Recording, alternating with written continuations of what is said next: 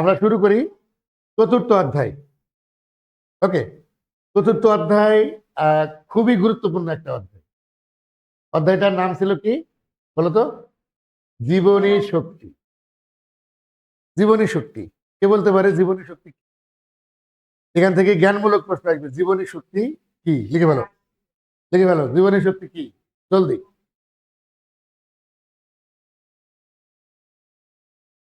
জীবনী শক্তি কি? এটা হলো জ্ঞানমূলক প্রশ্ন আকারে আমরা লিখব।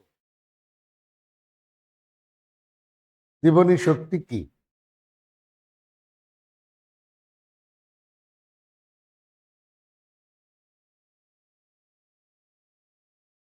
ওকে, নোট রাখি আমরা শুধু, ঠিক আছে? আচ্ছা, এএমপি, এডিপি, এটিপি, এখান থেকে আমরা দুইটা টার্ম আমরা লিখতে পারি।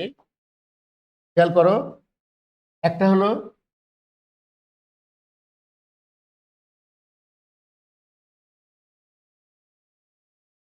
ফসফোরাইলেশন। দুইটা শব্দ আছে, এটাও কিন্তু পরীক্ষায় দেয়, তোমরা না লিখলেও চলবে, এখান থেকে একবার দেখলে। একটা নাম কি বললাম বলো?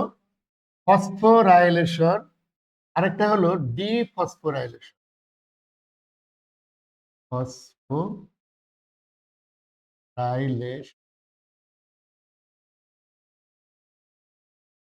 খেয়াল করো, এই যে এএমপি, এএমপি মানে জানো তো?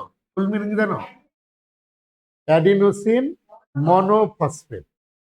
Adenosine monophosphate. এইটার সাথে যদি একটা অজৈব ফসফেট যুক্ত হয়, তাহলে এটার নাম হয়ে যায় এডিপি। মনে থাকবে? মনোফসফেট মানে কি? ফসফেট ছিল একটা, আরো একটা ফসফেট মূলক যুক্ত হলো, এখন ফসফেট মূলক হয়ে গেল দুইটা, এজন্য এটার নাম হয়ে গেল কি? এডিপি। তাহলে এখন একটু বলো তো, শর্মিতা বলবা যে এখন এডিপি মনে করো আছে, এর সাথে আমি আরেকটা ফসফেট যুক্ত করব। তাহলে ফসফেট কয়টা হবে এবার? দেখো, এই যে মনো মানে হলো ফসফেট আছে একটা, ডাই মানে ফসফেট হয়ে গেল দুইটা, এই যে একটা যুক্ত হলো, এই যে এটা যুক্ত হলো, ঠিক আছে? আরো তাহলে এখানে তোমার ফসফেট অলরেডি কয়টা আছে বলো? দুইটা আছে, আরো একটা ফসফেট যুক্ত হচ্ছে না? তাহলে এখন ফসফেট হয়ে যাবে কয়টা? তিনটা। তাহলে তিনটা হয়ে গেলে সেটার নাম হবে এটিপি। আমরা অনেক দিন ধরে পড়তেছি কিন্তু আসলে বুঝতেছি না আসলে এটিপি কি। এরকম মনে প্রশ্ন আসে না? দেখো, এই যে আমি তুমি যে হ্যাঁ বললা, এই হ্যাঁ বলার জন্য কি আমার শরীর থেকে একটু হলেও শক্তি ক্ষয় হলো না? আমি সারাদিন খাচ্ছি, এই শক্তি আমার যাচ্ছে কোথায়? এগুলো তো আমাদের সারাদিন যে কর্মকাণ্ড গুলো আমরা করতেছি, যে তোমার একদম কান্না হাসি থেকে শুরু করে হাঁটা চলা, নাচা গাওয়া, খাওয়া দাওয়া, ইভেন তুমি যে ঘুমিয়ে আছো সেই সময়ও কিন্তু শক্তি। তার মানে যখন আমরা খাবার খাচ্ছি, আমাদের শরীরে শক্তি ঢুকতেছে, আবার যখন আমরা খাবার খাওয়া বন্ধ রাখতেছি, ওইটা কি হচ্ছে? পরিপাক হয়ে ওইখান থেকে শক্তি উৎপন্ন হচ্ছে, এবং তোমার সকল কর্মকাণ্ডের মধ্যে ওইখান থেকে শক্তি অল্প অল্প অল্প অল্প করে ক্ষয় হচ্ছে। বিষয়টা কি বুঝতে পারছো? তাহলে এই যে এগুলোতে কি হলো, ফসফেট দুই জায়গাতে কি হয়েছে বলতো? ফসফেট যুক্ত হয়েছে না কারোর সাথে? এইভাবে ফসফেট কোন যৌগের সাথে ফসফেট যুক্ত হওয়াকে বলা হয় ফসফোরাইলেশন। ফসফোরাইলেশন শব্দটা কি বুঝতে পারছো? এটা হলো ফসফোরাইলেশন। এখন ওই যে বললাম, মানে এইগুলো যখন আমরা খাবার খাই, তখন এই ধরনের কাহিনীটা হয়। খাবার যখন তুমি খাচ্ছ, এই এডিপির সাথে ফসফেট, খাবারের ভেতরে যে তোমার শক্তি আছে, ওইখান থেকে এই যে ফসফেট মূলককে যুক্ত করতেছে, যুক্ত করে কি খাবারগুলো এটিপি হয়ে তোমার শরীরে জমা থাকতে।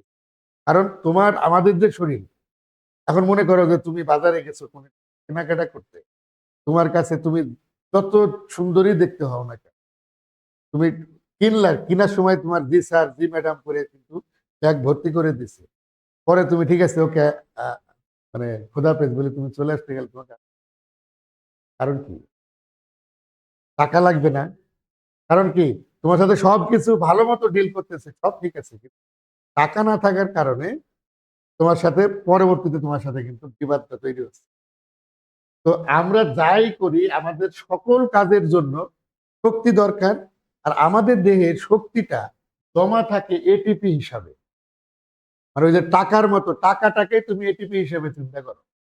এবার আমার শরীর যত কাজ করবে, এই যে বললাম ঘুমানো থেকে শুরু করে এভরিথিং, প্রত্যেকটা কাজে যে শক্তিটা খরচ হচ্ছে, ওই শক্তিটা, ওই যে তুমি বাজার করার পরে যেমন টাকা দিতেছো দোকানদারকে, নেন, তোমার কাছে 1,00,000 টাকা আছে, তুমি বাজার করলে 5,000 টাকা, তার মানেটা কি? তুমি 5,000 টাকা তোমার ওই 1,00,000 থেকে কমে গেল না? তো তুমি খাবার খেয়ে মনে করো এরকম 10 লক্ষ এটিপি তোমার ভেতরে জমা আছে। এবার তুমি একটু সুন্দর করে হাসি দিলা, 5টা এটিপি চলে গেল। আবার দেখা যাচ্ছে তুমি হলো একটু দৌড় দিলা, মনে করো 1,000 এটিপি কমে গেল। এইভাবে তোমার এটিপি আস্তে আস্তে আস্তে আস্তে কমবে। বুঝতে পারছো? আবার যখন তুমি খাবার খাবা তখন এই যে আবার এটিপি এরকম যুক্ত হবে, এটিপির সঙ্গে ফসফেট যুক্ত হয়ে আবার এটিপি তৈরি হবে। তার মানে এই যে ডিফসফোরাইলেশনটা হচ্ছে আমাদের এটিপি ভেঙে গিয়ে, ওই যে যখন আমরা খাবার মানে কথা বলতেছি বা কোনো কাজ করতেছি, শক্তি খরচ করতেছি, তখন এটিপি গুলো ভেঙে গিয়ে এটিপি থেকে আবার ফসফেট বের হচ্ছে, মুক্ত হয়ে যাচ্ছে। ফসফেট মুক্ত হয়ে গেলে কি হবে? একটা ফসফেট কমে গেলে কি এটা আবার এটিপি হবে। মানে আমাদের দেহে দুইটা কাজ ঘটতেছে, যখন তুমি খাইতেছো তখন এডিপি এটিপিতে পরিণত হচ্ছে, আবার ওই শক্তি যখন হিসেবে আমরা এটিপি পেয়ে গেলাম, যখন কোনো কাজ করতেছি তখন এটিপি আবার এডিপিতে পরিণত হচ্ছে। এইভাবে অনবরত প্রসেসটা চলতেছে। বিষয়টা হলো অনেকটা এরকম যে এটিপি আর তুমি যদি এখানে এডিপি লেখো, এটা একটা চক্র আকারে চলতেছে। এটিপি এডিপি হচ্ছে কখন? ফসফেট বের করে দিলে, ঠিক কিনা? আবার এডিপি এটিপি হচ্ছে কখন? ফসফেট যুক্ত করলে। তাহলে ফসফেট যুক্ত করাটার নাম হলো ফসফোরাইলেশন, আর ফসফেট বের করে দেওয়াটার নাম হলো ডিফসফোরাইলেশন। এইখানে একটা উল্লেখযোগ্য তথ্য তোমাদের বইতে দেওয়া আছে। এই যে একটা এটিপি, এটিপি ভেঙে এডিপিতে পরিণত হলো আর একটা ফসফেট বের হলো না, এই সময়ে একটা নির্দিষ্ট পরিমাণ শক্তি কি হয়? বের হয়। এই শক্তিটাই ওই যে আমরা কিলো জুল হিসাবে চিনি। মনে আছে মানটা কত? 30 পয়েন্ট সামথিং। একটা এটিপি থেকে ফসফেট বের হয়ে এডিপি তৈরি হতে 30 point something kilo joule per mole শক্তি নির্গত হয়, শক্তি বের হয়। কোনো কিছু ভেঙে গেলে শক্তি ওখান থেকে কি হয়? নির্গত হয়। ক্লিয়ার? তাহলে এই যে আমরা যেগুলো পড়লাম, জীবনী শক্তি, AMP, ADP, ATP, phosphorylation, dephosphorylation, পারবো আমরা ইনশাল্লাহ? আচ্ছা, জীবনী শক্তি অলরেডি আমি বলেই ফেলেছি। এখানে দেখো কি বলছে, জীব দেহ বা জৈব অণুর রাসায়নিক বন্ধন ছিন্ন করার মাধ্যমে প্রাপ্ত শক্তি হলো জীবনী শক্তি। বুঝা গেছে? রাসায়নিক শক্তিটা ভেঙে ফেলার মাধ্যমে যে শক্তিটা পাওয়া যায় এটাকে বলা হচ্ছে কি? জীবনী শক্তি। এই যে এটা অলরেডি আমরা একটু আগে দেখো এটাই পড়লাম যে এটিপি থেকে শক্তি নির্গমন হয় বা শক্তি বের হয়, বের হয়ে সেটা কি হয়? এডিপি হয়। আবার এডিপি খাবার থেকে পাওয়া শক্তি গ্রহণ করে, গ্রহণ করার পরে কি করে? এটিপি তৈরি করে। তাহলে এডিপি থেকে এটিপি সৃষ্টির প্রক্রিয়াকে ফসফোরাইলেশন বলে। তাহলে বলো তো ডিফসফোরাইলেশন কাকে বলে? উল্টা কথা বলো এবার। উল্টা কি? এটিপি থেকে এডিপি সৃষ্টির প্রক্রিয়াকে কি বলে? ডিফসফোরাইলেশন। ওকে, এখান থেকে একটা কখনো এমসিকিউতে দিতে পারে ইটিএস। ইটিএসটা কি? ওই যে আমরা পূর্ব সামনে আছে সবাত শোষণ আর অবাত শোষণ করছি না? ওখানে সবাত শোষণের 4টা ধাপ আছে, মনে আছে ধাপগুলোর নাম? 1 নম্বর হলো গ্লাইকোলাইসিস, 2 নম্বর অ্যাসিটাইল কোয়ে সৃষ্টি, 3 নম্বর হলো ক্রেবস চক্র, 4 নম্বর হলো ইটিএস, বা বাংলায় যদি লিখে আমরা ইলেকট্রন প্রবাহ তন্ত্র। ঠিক আছে? ওইটাকে ইটিএস সংক্ষেপে বলা হয় ইটিএস। ইটিএস এর ফুল মিনিং কি? Electron transport system. Okay, next. এখন এই প্রশ্নটা খুবই গুরুত্বপূর্ণ, এর আগেও দেখানো দেখাইছে তোমাদের, ভেরি ভেরি ইম্পর্টেন্ট। অলরেডি মনে হয় তোমাদের পরীক্ষা আসছিল কিনা আমি জানি না, আসছিল। এটিপিকে রিচার্জেবল ব্যাটারি বলা হয়। রিচার্জেবল ব্যাটারি মানে আমাদের বাসায় যে মোবাইলের ব্যাটারি, চার্জ শেষ হয়ে যায়, আমরা আবার চার্জ দিই, আবার চার্জে কি হয়, মোবাইলটা লোড হয়ে যায়। আবার যত আমরা কথা বলবো, গান শুনবো, ব্যবহার করবো, ব্যাটারির চার্জ তত আস্তে আস্তে কমতে থাকে, কমে যাবে যখন আবার আমাকে চার্জ দিতে হবে। বিষয়টা এরকম না? তো এটিপিটাও তো ঠিক সেরকম। আমরা এই যে আমি কথা বলতেছি, তোমাদেরকে পড়াইতেছি, আমার শক্তি খরচ হচ্ছে। এই শক্তি আমি কোথা থেকে পাচ্ছি? আমার ভেতরে জমা থাকা এটিপির সাহায্যে বা এটিপি থেকে। এবং এই জমা যতক্ষণ আছে ততক্ষণ পর্যন্ত আমি এর বকবক করতে থাকবো, কোনো সমস্যা। বিষয়টা এরকম না? তার মানে কি, মোবাইলে তোমার যতক্ষণ চার্জ থাকে ততক্ষণ তুমি যা খুশি তাই করতে পারবে না মোবাইলটা দিয়ে? গান শুনতে পারবা, মুভি দেখতে পারবা, গেমস খেলতে পারবা, হোয়াট এভার। একই রকম। তাহলে এটিপি কে রিচার্জেবল ব্যাটারি হচ্ছে এই কারণে, কারণ সে শক্তি কি করে, সঞ্চয় করে রাখে এবং প্রয়োজনের সময় ওইখানে সে শক্তির সরবরাহ করে, ঠিক যেন রিচার্জেবল ব্যাটারির মতো। ওকে, নেক্সট। আরেকটা প্রশ্ন, যে এটিপি কে জৈব মুদ্রা বলা হয় কেন? ওই যে একটু আগে বললাম যে বাজার করতে গেলাম আমি, যে আমি এলো বাজার করার পরে এলো এই ডলার ডলার ধরাই দিলাম। মনে করো যে একদম গরিব মানুষ ডিম বিক্রি করতেছে, আমি তুমি ডিম নিচে এক হালি নেওয়ার পরে আরে 100 টাকা না দিয়ে $1 নোট ধরে। এটা হয়তো ক্ষেত্র বিশেষে অন্যের কাছে ভ্যালু আছে, ওই লোকের কাছে কি কোনো ভ্যালু আছে? কয়েকদিন আগে একটা মানে খুব মজার কাণ্ড হয়েছে। এক আমেরিকান ইয়াতে ডলার দিছে, $5 নাকি $10 নোট, হ্যাঁ, একটা ভিক্ষুককে, ওই ভিক্ষুক ছুঁড়ে ফেলে দিছে। কারণ সে 10 টাকা দিবা এটা কোনো সমস্যা না, সে উইলিংলি নিবে, বরং একটু দোয়াও করে দেবে। কিন্তু $10 সে কিন্তু মানে নিবে না, কারণ সে তো চেনে না এবং ওটার ভ্যালু বুঝে না। বুঝতে পারছো বিষয়টা? তো এটিপি কে জৈব মুদ্রা বা শক্তি মুদ্রা বলার কারণটা কি দেখো, কারণ এটি জীবের কোষে শক্তির আদান প্রদানের একটি সাধারণ ও প্রধান মাধ্যম। ঠিক আছে, শক্তি আদান প্রদানটা হবে এটিপির মাধ্যমে, এটিপি না হলে ওইটা হবেই না।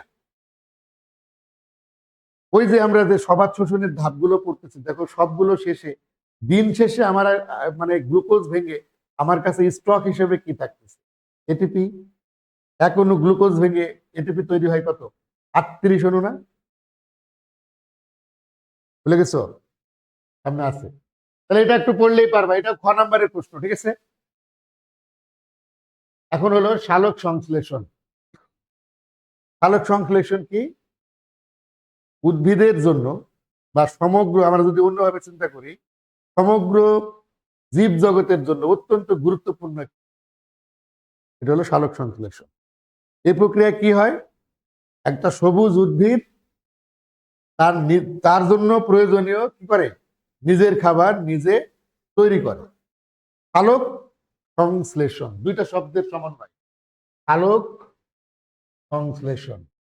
একটা হলো সালোক আর একটা হলো সংশ্লেষণ। আলোক মানে হলো আলোর উপস্থিতি। আলোক মানে কি, আলোর উপস্থিতি। আর সংশ্লেষণ মানে হলো তৈরি করা। তাহলে বিষয়টা কি দাঁড়ালো বলো, আলোর উপস্থিতিতে কোনো কিছু তৈরি করা। এটা হলো ওই সালোক সংশ্লেষণ শব্দের আবিধানিক একটা অর্থ, মানে ওই শব্দটার অর্থ হলো কি, আলোর উপস্থিতিতে কোনো কিছু তৈরি করা। এখন আলোর উপস্থিতি হলেই কি সবকিছু তৈরি হয়? এই যে এখন তো আমার গায়ের আলো করতেছে, তৈরি হচ্ছে নাকি? তারপরে তৈরি করার জন্য একটা পরিবেশ দরকার, ঠিক আছে? এবং এগুলো দুইটা উপাদান মাত্র, কিন্তু এর সাথে আরো কিছু উপাদান আছে, ঠিক আছে? এটার আগে আমাদের এই জিনিসটা একটু বুঝে নিতে হবে, যদিও সম্ভবত আমাদের দ্বিতীয় অধ্যায়ে পড়া আছে এই বিষয়টা। প্লাস্টিড। প্লাস্টিডটা দেখো, আমরা উদ্ভিদের, আমরা একটু আগে বললাম না সালোক সংশ্লেষণ কোথায় ঘটে, এটা একটা এমসিকিউ প্রশ্ন, বলো তো সালোক সংশ্লেষণ কোথায় ঘটে? পাতার মেসোফিল টিস্যুতে ঘটে। কোন টিস্যু? মেসোফিল, কি, মেসোফিল টিস্যু, লিফ বা পাতা। এই পাতাকে ভাঙলে আমরা টিস্যু পাবো, এটা হলো টিস্যু।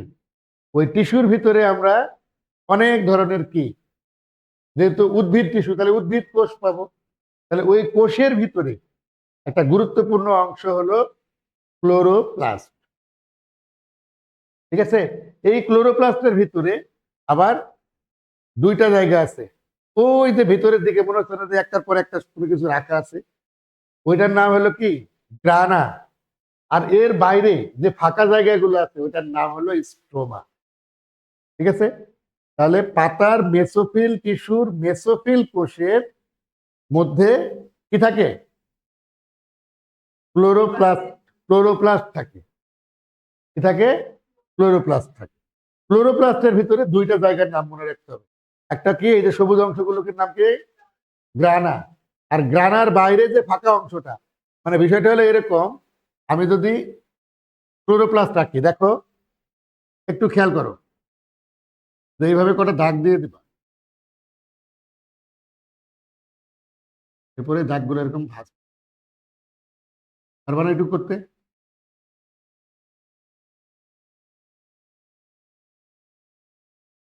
এরপরে এই দাগের সাথে দাগ লাগাই দিয়ে দাও, এখানে জুড়ে দিলাম। কি হলো? ক্লোরোপ্লাস্ট। ক্লোরোপ্লাস্টের এরকম স্তর দিয়ে দিবা দুইটা, এই তো। তো এই যে এই ব্রাঞ্চ গুলোর নাম, এটার নাম হলো গ্রানা। কি বললাম? গ্রানা। আর এই যে বাইরে যে ফাঁকা জায়গা, এটা আমি হলুদ ডট দিয়ে দিলাম, এই ডট গুলোর নামই হলো স্ট্রোমা। ঠিক আছে, মনে থাকবে? এই দুইটা নাম আমরা কেন মনে রাখবো বলতো? মনে রাখার কারণ কি? আলোক সংশ্লেষণে দুইটা পর্যায় আছে না? একটা আলোক পর্যায় আর একটা আলোক নিরপেক্ষ পর্যায়। তো এই আলোক পর্যায়টা ঘটে হলো এই যে এখানে, এখানে আলোক পর্যায়টা ঘটে। ঠিক আছে, আর স্ট্রোমাতে আলোক নিরপেক্ষ পর্যায় ঘটে, মানে আলোর ওই সময়ে আলোর কোনো দরকার বা ভূমিকা নাই। মনে থাকবে? এই কারণে কিন্তু প্লাস্টিডটা আমরা পড়লাম, কারণ প্লাস্টিডকে তিন ভাগে ভাগ করা হয়। একটা হলো ক্লোরোপ্লাস্টিড, ক্লোরোপ্লাস্টিড। নাম্বার দুই হলো ক্রোমোপ্লাস্টিড, ক্রোমোপ্লাস্টিড। আর লাস্ট ওয়ান হলো লিউকোপ্লাস্টিড। ঠিক আছে, তো ক্লোরোপ্লাস্টিডের মধ্যে কি থাকে? ক্লোরোফিল থাকে। ক্লোরোফিল থাকে, এইটা আমরা মনে রাখবো। ক্লোরোপ্লাস্টিডের মধ্যে কি থাকে? ক্লোরোফিল কি? কেউ যদি বলে তখন কি বলবা? এক ধরনের রঞ্জক পদার্থ। কি বলবা? ক্লোরোফিল হলো এক ধরনের রঞ্জক পদার্থ, যার উপস্থিতিতে কোনো কিছু রং বা উদ্ভিদের রং কি হয়? সবুজ হয়। আরো সুন্দর করে এটা তোমার মতো করে তুমি বুঝিয়েও বলতে পারো যে সবুজ রং ধারণকারী রঞ্জক পদার্থ হলো ক্লোরোফিল। ক্লোরোফিলের বাইরেও আরো কিছু রঞ্জক পদার্থ আছে। ফর এক্সাম্পল, এই যে ক্রোমোপ্লাস্টের মধ্যে দেখবা জ্যান্থোফিল আছে। কি আছে? জ্যান্থোফিল কারোর ভিতরে থাকলে তার কালার কি হয়? কি হয়? কমলা হয়, কমলা মতো রং ধারণ করে। টমেটোতে জ্যান্থোফিল থাকে। আবার তোমার ইয়াতে কি বলে, গাজর, গাজরের রং কেমন? গাজরের কি, গাজরের রং কি কমলা কালার, অরেঞ্জ কালার? আচ্ছা, যাই হোক, তাহলে এই গাজরে থাকে হলো ক্যারোটিন। ঠিক আছে, এরকম বিভিন্ন ধরনের কিছু রঞ্জক পদার্থ রয়েছে, যাদের উপস্থিতিতে ওই যে সবুজ বাদে উদ্ভিদ বিভিন্ন রঙিন কালার হয় না, এই কালার গুলো তৈরি করে কে? ক্রোমোপ্লাস্টিড। আর শুধুমাত্র সবুজের জন্য দায়ী কে? ক্লোরোপ্লাস্টিড। আর যেটা কালারলেস, মানে সবুজও না অন্য কোনো রঙিন কালারও না, ওরকম উদ্ভিদের কালার, যেমন উদ্ভিদের মূলের দিকে তাকাও, মূলা মূলা কাটো, মূলার মূলটা কাটো, ওর কালার কি পানির মতো বোঝা না? একদম স্লাইস করে কাটলে কি মূলার কোনো কালার আছে? তার মানে কি ওইখানে থাকে হলো তোমার লিউকোপ্লাস্ট। কথা ক্লিয়ার? তাহলে উদ্ভিদ দেখো এই টাইপগুলোর বাইরে কোনো কালার কি তুমি দেখতে পাও? হয় সবুজ কালার, নাহলে সবুজ বাদে অন্য কোনো রঙিন কালার, অথবা কোনো কালারই নাই, বর্ণহীন। এর বাইরে তো উদ্ভিদের কোনো কালার নেই। আছে এই জন্যই প্লাস্টিড কয় ধরনের? 3 ধরনের। এইটার সাথে সিমিলার হলো, আমরা যদি মানুষের ক্ষেত্রে যাই, যদি এটা আউট অফ দ্য টপিক, এটা হলো মানুষের ভিতরে আমরা দেখতে পাই বিভিন্ন ফর্সা, কালো, মানে শ্যামলা, বিভিন্ন রঙের মানুষ দেখতে পাই। কিন্তু সবুজ, হলুদ, লাল, নীল, বেগুনি এরকম মানুষ দেখি না। কারণ কি? আমাদের দেহে আছে কি কোষ? প্রাণী কোষ। আর ওইটা আমরা পড়লাম কোন কোষের ক্ষেত্রে? উদ্ভিদ কোষ। তাহলে উদ্ভিদ কোষে ক্লোরোফিল বা কি বলে প্লাস্টিড থাকে, কিন্তু প্রাণী কোষে প্লাস্টিড থাকে না। থাকলে খুব ভালোই হতো, আমরা একটু সবুজ হতাম, আরেকজন হয়তো নীল হতো, তাই না? Multi colour. আর একটা কেউ আবার পিঙ্ক হতো। যাই হোক, আমাদের দেহে ওই ক্লোরোপ্লাস্টিডের বা প্লাস্টিডের মতো আছে মেলানিন, এক ধরনের কেমিক্যাল। কি বললাম? মেলানিন। মেলানিন মেলানিন মেলানিন নিন। এইটার উপস্থিতি কি পরিমাণ রয়েছে তার উপর নির্ভর করে আমরা কেউ ফর্সা হই, কেউ কালো হই। যার দেহে প্রচুর আছে সে প্রচুর কালো, যার দেহে নাই বললেই চলে সে ফর্সা, আর যার আছে না এর মাঝামাঝি, তার মানে সে হলো শ্যামলা। এভাবেই মূলত মানুষের কালারটা কি করে? বিভিন্ন রকমের হয়ে থাকে। ওকে, নেক্সট আমরা যাই। এই জায়গায় কোনো প্রশ্ন নাই আশা করি, নাকি? বোঝা যাচ্ছে পড়া? ওকে, এখন দেখেন সালোক সংশ্লেষণ। সালোক সংশ্লেষণ আমি কি বলছিলাম? যে উদ্ভিদের খাদ্য তৈরির প্রক্রিয়া। কিন্তু আগে আমরা কি জানছিলাম? যে সূর্যের আলোর উপস্থিতিতে কোনো কিছু তৈরি করা, এটুকু শিখছিলাম। কিন্তু সূর্যের আলোর উপস্থিতিতে কোনো কিছু তৈরি করতে হলে আমি কি বলছিলাম? আরো কিছু উপাদান লাগবে। তো সালোক সংশ্লেষণের জন্য প্রয়োজনীয় উপকরণ হলো 4টি। বলি আমরা কি কি? এক হলো পানি, 2 হলো কার্বন ডাইঅক্সাইড, 3 হলো ক্লোরোফিল, আর তারপরে হলো সূর্যের।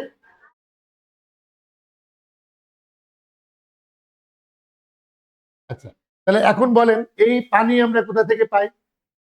পানি কোথা থেকে পাই বলেন? পানির উৎস বলো বলো। মাটি থেকে। মাটি থেকে। এটা হলো মাটি থেকে পাই। দেখো এই 4টা উপাদান কোথা থেকে কোনটা পাচ্ছি? কার্বন ডাইঅক্সাইড পাই কোথা থেকে? বায়ুমণ্ডল থেকে। বায়ুমণ্ডল থেকে। ক্লোরোফিল পাই পাতায় থেকে। কোন পাতা? সবুজ পাতা। আর সূর্যের আলো আমরা সূর্য থেকে পাই সরাসরি। ক্লিয়ার এখন সবাই? মনে থাকবে? এখন এটার বিক্রিয়াটা দেখো। 12 অণু পানি, কয় অণু? আর 6 অণু কার্বন ডাইঅক্সাইড বিক্রিয়া করে কার সাথে? সূর্যের আলো, আমি একটু সূর্য এঁকে দিলাম। আর হলো নিচে ক্লোরোফিল। ক্লোরোফিল। তো এখানে এরা বিক্রিয়া করলে 1 অণু গ্লুকোজ, তার মানে C6H12O6 প্লাস 6 অণু পানি আবার পরিবেশে ফেরত যাবে, এবং 6 অণু অক্সিজেন উৎপন্ন হবে। বুঝছেন? এখানে একটু ধ্যান দেন এদিকে। ধ্যান লাগবে এই কারণে, আমাদের টার্গেট ছিল এইটা উৎপন্ন করা। এটাই হলো গ্লুকোজ। সালোক সংশ্লেষণ প্রক্রিয়ায় খাদ্য তৈরি হয়। খাদ্যটা কি হিসাবে? গ্লুকোজ হিসাবে। কি সমস্যা কোনো আসছে কেন? কফি।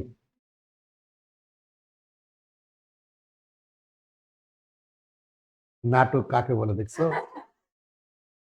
ঘুম পায়, কফি খাও। হুম। আচ্ছা, তাহলে গ্লুকোজ উৎপন্ন হচ্ছে। এখন গ্লুকোজের বাইরে আর কি আছে বলো? দেখো তো, গ্লুকোজের বাইরে আর কি কি পাচ্ছ? 6 অণু পানি, 6 অণু কার্বন অক্সিজেন। এই দুইটা উপাদানকে বলা হয় উপজাত দ্রব্য। কি দ্রব্য? আমরা ইংরেজিতে বলি কি? By product. By product. Clear? তাহলে এই বাই প্রোডাক্ট মানে হলো যে প্রোডাক্ট বা যে উপাদান তৈরির জন্য কোম্পানির বা কোনো প্রতিষ্ঠানের কোনো এক্সট্রা বা অতিরিক্ত খরচ হয় না। বুঝছেন? এটা মানে তুমি গ্লুকোজ তৈরি করতে গেলেই এই দুইটা অটোমেটিক উৎপন্ন হবে, অটো। ঠিক আছে, এটা হলো বাই প্রোডাক্ট। তাহলে এই বিক্রিয়ার এটা কিন্তু খ নাম্বারের জন্য খুবই গুরুত্বপূর্ণ। সালোক সংশ্লেষণ বলতে কি বুঝো, তখন তোমাকে কাকে বলে এবং এই বিক্রিয়া সহ কিন্তু ব্যাখ্যা করতে হবে। সালোক সংশ্লেষণ প্রক্রিয়া আমি আগেই বলেছি, এটা দুইটা পর্যায়ে ঘটে, আলোক পর্যায়, আলোক নিরপেক্ষ পর্যায়। এই যে আলোক পর্যায় এবং আলোক নিরপেক্ষ পর্যায়ে, এই দুইটা পর্যায়ে ভাগ করেন যে তিনি হলেন কে? ব্ল্যাকম্যান। কত সালে মনে আছে? 1905 সালে। 1905 সালে মনে থাকবে। তো আমাদের পরীক্ষায় আলোক নিরপেক্ষ পর্যায় থেকে তেমন প্রশ্ন দেয় না, এইটা হলো ভেরি ভেরি ইম্পর্টেন্ট। আলোক পর্যায়ে কি কি ঘটে এটা ব্যাখ্যা করতে, ঠিক আছে? আচ্ছা, আরেকটা কথা এখানে আমি একটু জুড়ে রাখি। দেখো, এই যে একটু আগে আমরা ক্লোরোপ্লাস্টের ভিতরের অংশ দেখে আসলাম না, ওখানে দুইটা নাম বলছিলাম মনে আছে? একটা ছিল গ্রানা আর একটা স্টোমা। তো এই আলোক পর্যায়টা ঘটে হলো গ্রানাতে। কোথায়? গ্রানাতে। আর আলোক নিরপেক্ষ পর্যায়টা ঘটে হলো স্টোমা। এখন কি ক্লিয়ার হয়েছি আমরা? কোন জায়গায়? ওই যে কি বলে, ক্লোরোপ্লাস্ট বা প্লাস্টিড বা প্লাস্টিড আমরা যাই বলি, কেন আমরা এই অধ্যায় শুরুতে পড়ে আসলাম এখন কি বুঝতে? কারণ সালোক সংশ্লেষণটা ঘটেই ওইখানে। ওটার ভিতরে দুইটা জায়গা আছে, একটা হলো ফাঁকা জায়গা যেটা স্টোমা, যেখানে আলোক নিরপেক্ষ পর্যায়ে ঘটে, আর গ্রানাতে ঘটে হলো আলোক পর্যায়ে। ওকে, এখন প্রশ্ন হলো স্যার, আলোক পর্যায়ে কি ঘটে? আলোক পর্যায়ে মাত্র এই 5টা কাজ ঘটে, যদি তুমি পয়েন্ট আকারে মনে রাখতে চাও। প্রথমে সূর্যের আলো পাতার উপরে পড়ে। ঠিক আছে, পাতায় কি থাকে? একটু আগে আমি বললাম ক্লোরোফিল থাকে। ক্লোরোফিল থাকে না? ক্লোরোফিলের ভিতরে এই যে, একটু খেয়াল করো, এই যে ক্লোরোফিল, আর এই যে এই অংশটার নাম কি বলছিলাম? গ্রানা তৈরি হয় এটা দিয়ে। এই যে এরকম অনেকগুলো এক জায়গায় হয়ে, অনেকগুলো এক জায়গায় হয়ে তৈরি করে কি? কি বলছি আমরা? গ্রানা বলছিলাম, গ্রানা। তো এই গ্রানার ভিতরে দেখো এই যে তিনটা, 1 2 3, এইগুলোকে বলা হয় থাইলাকয়েড। কি বলা হয়? থাইলাকয়েড। নামটা মনে রাখবো আমরা। মানে অনেকগুলো থাইলাকয়েড মিলে তৈরি হয় একটি গ্রানা। ঠিক আছে, তো এই থাইলাকয়েডের গায়ে, এই থাইলাকয়েডের গায়ে এভাবে কে থাকে? বলেন বলেন বলেন, এগুলো কি?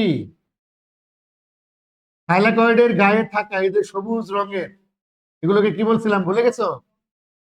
না, এইটার নামই হলো ক্লোরোফিল। ক্লোরোফিল, সবুজ কালারটা কি? ক্লোরোফিল। এখন একটু খেয়াল করো, এই যে গাছের, মনে মনে করো যে এটা আমার গাছের একটা পাতা। তো এই পাতা, সূর্যের আলো, এই যে হলো সূর্যের আলো, এই সূর্যের আলো আমার গাছের পাতার উপরে পড়ছে। তার মানে ফাইনালি পাতার ভিতরে ঢুকে, পাতার পত্ররন্ধ্র আছে না, স্টোমাটা বলা হয় পত্ররন্ধ্র। দিনের সূর্যের আলো পড়ার সাথে সাথে পত্ররন্ধ্রগুলো দরজার মতো, মানে সারাদিন অন্ধকারে বন্ধ থাকে, আর যখনই সূর্যের আলো তার উপরে পড়ে, ওটা কি হয়? দরজাগুলো খুলে যায়। ওই পথ দিয়ে এই যে সূর্যের আলো পাতার ভিতরে ঢুকে। পাতার ভিতরে আমরা কি বলছিলাম? মেসোফিল টিস্যু আছে। মেসোফিল টিস্যুর মধ্যে মেসোফিল কোষ আছে। কোষের মধ্যে কি? এই যে ক্লোরোপ্লাস্ট আছে। ক্লোরোপ্লাস্টের মধ্যে কি আছে? গ্রানা আছে। গ্রানা তৈরি হয়েছে যা দিয়ে, তা হচ্ছে থাইলাকয়েড। থাইলাকয়েডের গায়ে আছে ক্লোরোফিল। অর্থাৎ সূর্যের আলো তোমার প্রথম পড়তেছে এই যে ক্লোরোফিলের উপর, কারণ ক্লোরোফিল সূর্যের আলো শোষণ করে। মনে থাকবে। তো সূর্যের আলো যখন ক্লোরোফিল শোষণ করে তখন তার কাজ হলো এই সূর্যের আলোতে থাকে হলো সৌরশক্তি। এই শক্তি দিয়ে উদ্ভিদ খাদ্য তৈরি করতে পারে না। মনে করো যে অনেকটা ডলারের মতন, আমেরিকাতে ডলার খুব চলছে, বাংলাদেশের মার্কেটে ডলার চলে না, হয়তো ব্যাংক বা অন্য অন্য বড় বড় প্রতিষ্ঠানে চলে, লোকাল বাজারে চলে না। আমার কথা কি বুঝছো? তাহলে আমাকে চালাইতে হলে কি করতে হবে? ওই ডলারকে ব্যাংকে জমা দিয়ে টাকায় রূপান্তর করতে হবে। তখন তো আর ওই ভিক্ষুক কি করতো, টাকা তার ফেলাই দিত না, দিত? বুঝো নাই? তাহলে আমাকে কি করতে হবে? সৌরশক্তি দিয়ে যেহেতু কাজ হচ্ছে না, ওটাকে রাসায়নিক শক্তিতে কনভার্ট করতে হবে, অর্থাৎ ডলারকে টাকা বানাইতে হবে। ঠিক? তো ওই ক্লোরোফিল মূলত ওই কাজটাই করে দেয়। সৌরশক্তিকে সে রিসিভ করে ওইটাকে কনভার্ট করে কি করে?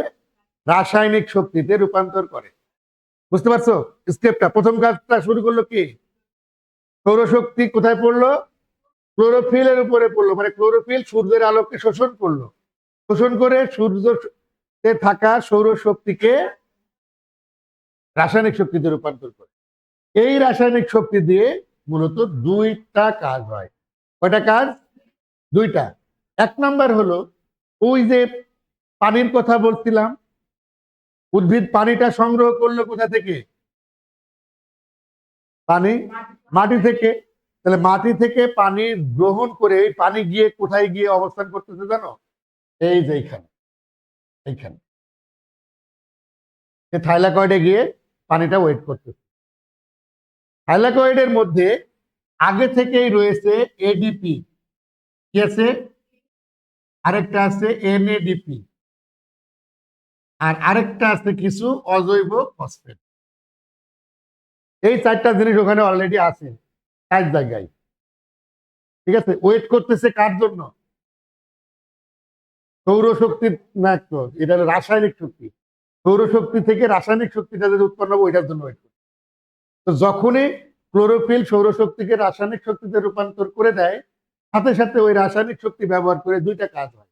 এক নাম্বার কাজ হলো এই যে পানির যে অণুটা ছিল, সেই পানির অণু কি হয়? ভেঙে যায়, গিয়ে দুইটা হাইড্রোজেন আয়ন আর একটা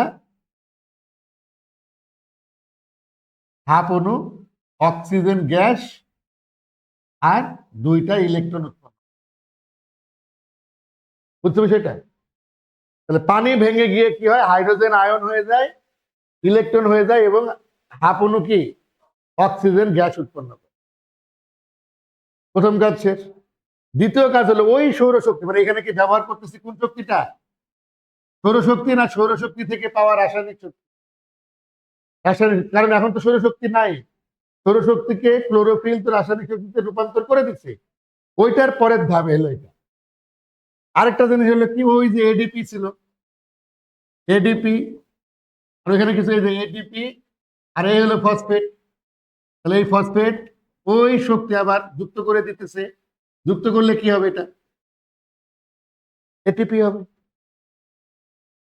বুঝছে কিনা?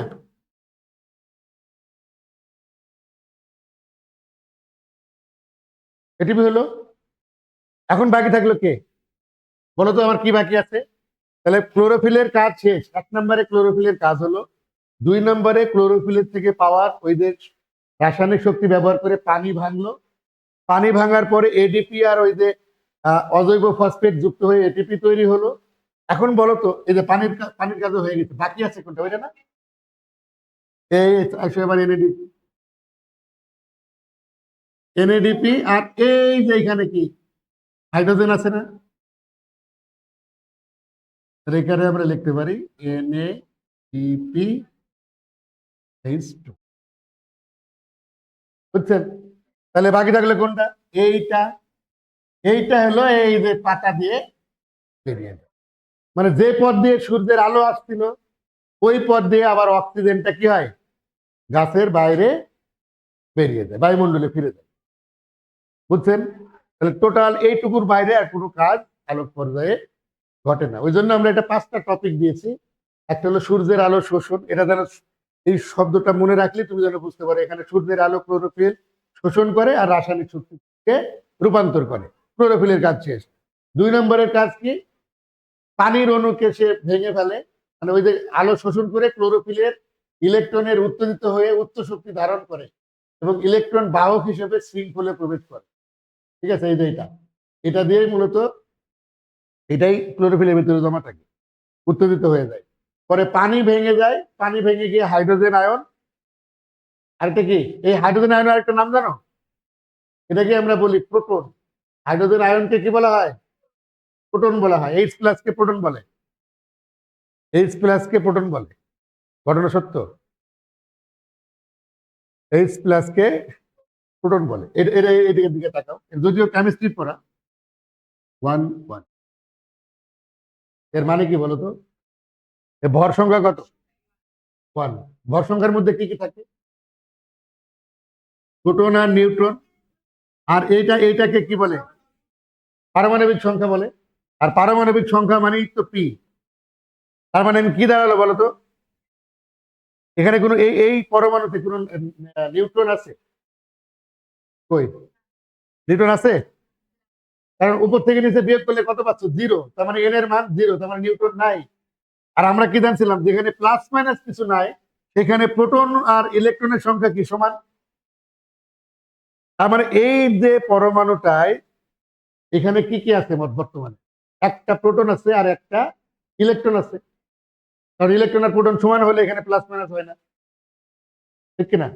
তাহলে এখন যদি আমি এইখানে একটা প্লাস দিয়ে দেই, এর মানে কি হলো? একটাই তো ইলেকট্রন ছিল, সেই ইলেকট্রনটা চলে গেল, তাহলে এখানে থাকলো কে? শুধু পি থাকলো, পি, শুধু পি। কারণ প্রোটন সংখ্যা তো কখনো পরিবর্তন হয় না, শুধুমাত্র প্রোটনই আছে। ওই জন্য এইচ প্লাস কে আমরা বলি প্রোটন। এইচ প্লাস কে প্রোটন বলি। প্রোটন ছাড়া তো কিছু নাই এখানে। ক্লিয়ার? তাহলে আলোক পর্যায়টা আমরা ভালো করে পড়বো। মনে করে গ নাম্বারে আমাদের আসবে এটা। ঠিক আছে, একটা প্রশ্ন কমন। আলোক পর্যায়ে তাহলে ফাইনালি আমরা কি পাইলাম? এখানে মূলত কি কি পাইলাম একটু দেখো তো ভালো করে। পানির অণু তো আমার ছিলই, ওটা তো ভেঙে গেছে। তাহলে পাইলাম কি বলতো? এই যে নতুন জিনিস কি, এটা পাইলাম আর এটা পাইলাম না। আলোক পর্যায়ে শেষে আমার আসলে প্রাপ্তিটা কি? আলোক পর্যায়টাকে যদি তুমি একটা কাজ চিন্তা করো, কাজ করলে একটা রেজাল্ট আছে না? তাহলে টোটাল আলোক পর্যায় শেষে আমার রেজাল্টটা কি? আমার রেজাল্টটা হলো এটিপি আর NADPH2 পাওয়া। তো এই দুইটাকে একসাথে একসাথে বলা হয়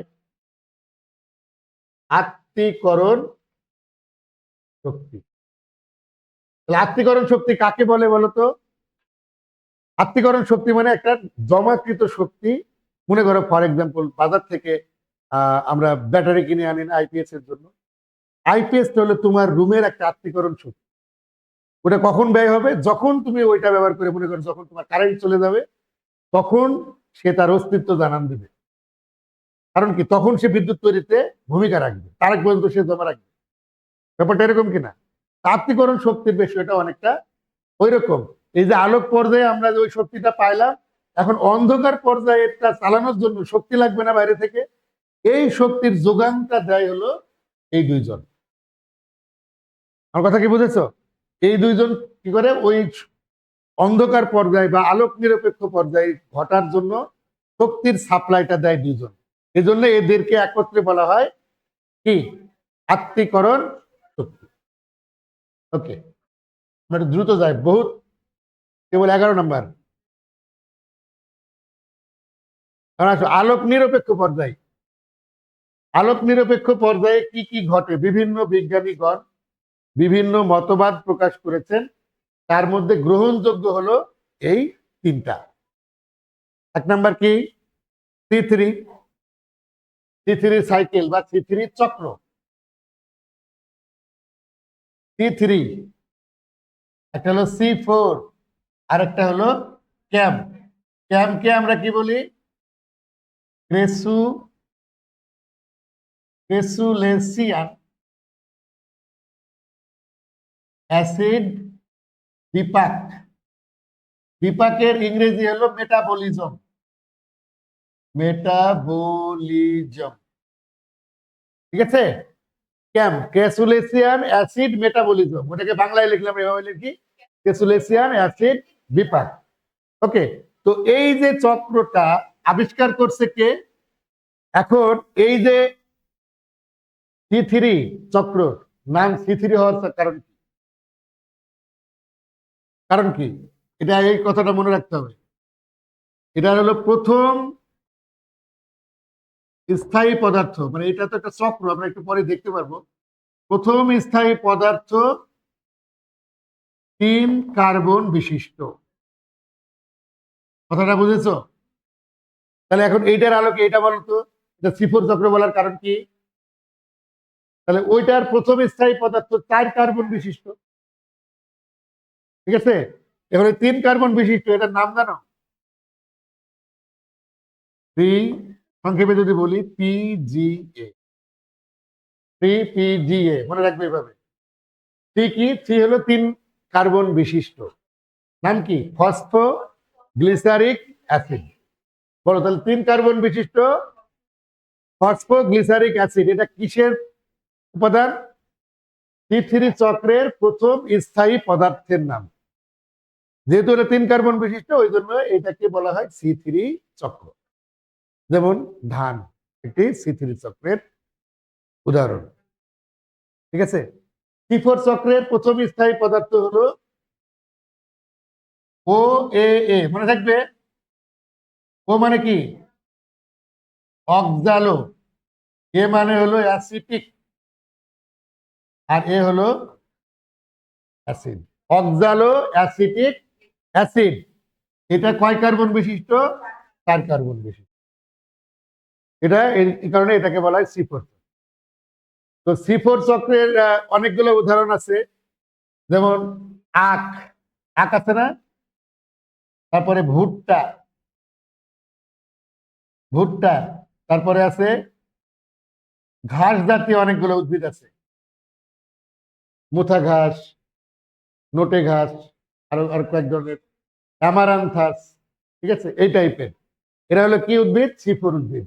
এখন C4 উদ্ভিদের কারো কি বলে শর্করা উৎপাদনের হার C3, মানে এই C3 C4 ক্যাপ যেটাই হোক না কেন, এখান থেকেও তো একটা, এইটার যদি একটা কাজ হয়, এটার একটা রেজাল্ট আছে না? এটার রেজাল্ট হলো ওই যে আমরা সালোক সংশ্লেষণের মাধ্যমে কি তৈরি হয়? গ্লুকোজ তৈরি হয় বলছিলাম না? এই গ্লুকোজ তৈরি হয় কি পরিমাণ? কোন চক্রে কি পরিমাণ? C3 চক্রে অনেক কম, মানে C4 এর তুলনায় প্রায় 2-3 গুণ কম উৎপন্ন হয়। ঠিক আছে, যেমন 1 বিঘা জমিতে ধান উৎপাদন, ধানের কথা বলছিলাম, 1 বিঘা জমিতে ধান উৎপন্ন হয় মনে করো যে 40 মণ, ম্যাক্সিমাম 20 থেকে 40 মণ। আর 1 বিঘা জমিতে তোমার এই যে ভুট্টা উৎপাদন হয় 120 থেকে 150। কথাটা বুঝছো? ধানের ভিতরেও শর্করা আছে, ভুট্টার মধ্যেও শর্করা আছে। তাহলে শর্করা বেশি পাচ্ছে কোথা থেকে? ভুট্টা থেকে নাকি ধান থেকে? ভুট্টা থেকে। তাহলে ভুট্টা কি উদ্ভিদ? C4 উদ্ভিদ। কারণ এই C4 এর মধ্যে C4 প্লাস C3 দুইটাই ঘটে, মানে C3 চক্র ঘটে, C4 চক্র তো ঘটেই, দুইটা একসাথে, 2 in 1। এই কারণে এখানে শর্করা উৎপাদনের হারটা বেশি। ঠিক আছে, বুঝছেন নি? আলোক নিরপেক্ষ পর্যায়ে একবার রিডিং দেবেন, এটা MCQ। ওই যে C3 চক্রটা মূলত এরকম, ইন্টারমিডিয়েট উঠলে আপনাদের। ঠিক আছে, এখানে জাস্ট একবার রিডিং দেবেন শুধু MCQ এর জন্য, বড় প্রশ্ন আসে না। এটা আমরা তো জানি, এর আগে মনে দেখছিলাম। বলেন বি কেন? মধ্যবয়সী পাতায় সালোক সংশ্লেষণ ভালো হয়। একদম নবীন হলেও হয় না, প্রবীণ হলেও হয় না, মুরব্বী বুঝাই যাচ্ছে, তাই না? আচ্ছা, এখন এটা হলো খ নাম্বারের প্রশ্ন। খ নাম্বার, সালোক সংশ্লেষণে ক্লোরোফিলের ভূমিকা কি? দেখো তো, ক্লোরোফিল যদি না থাকতো তাহলে সূর্যের সৌরশক্তি রাসায়নিক শক্তিতে রূপান্তর হতো? ওখানে যে পানি ভেঙে যে ইলেকট্রন উৎপন্ন হলো, ইলেকট্রন কি উৎপন্ন হতো? তারপরে এডিপি আর ফসফেট, কি বলে, ইলেকট্রনের সরবরাহ শক্তির রূপান্তর কি ঘটতো? শক্তি রূপান্তর কোনটা? ওই যে সৌরশক্তি রাসায়নিক শক্তিতে রূপান্তর হলো, শক্তির রূপান্তর না? ক্লোরোফিল না থাকলে এই কাজটার কোনোটাই ঘটতো না। এই কারণে কি সালোক সংশ্লেষণের জন্য ক্লোরোফিলের ভূমিকা অনেক বেশি। আলোর ভূমিকা কি? আলোরও ব্যাপক ভূমিকা আছে না? আলোর ভূমিকাটা একবার রিডিং দিলেই পারবা। তবে এমসিকিউতে যেগুলো আসে এরকম কয়েক জায়গায় আমি একটু মার্ক আপ করে দেই, একটু দেখেন। বলছিলাম না যে সালোক সংশ্লেষণ আর শোষণের ভিতরে একটা পরীক্ষা আসবে, আইছিল? হ্যাঁ, তখন কি মনে পড়ে না আমার কথা?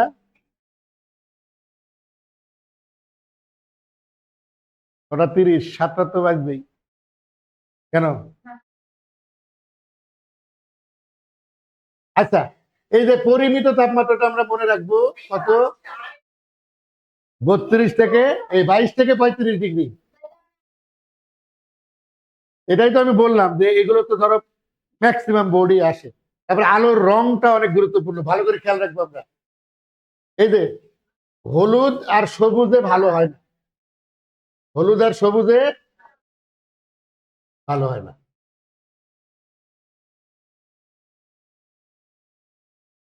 মনে থাকবে?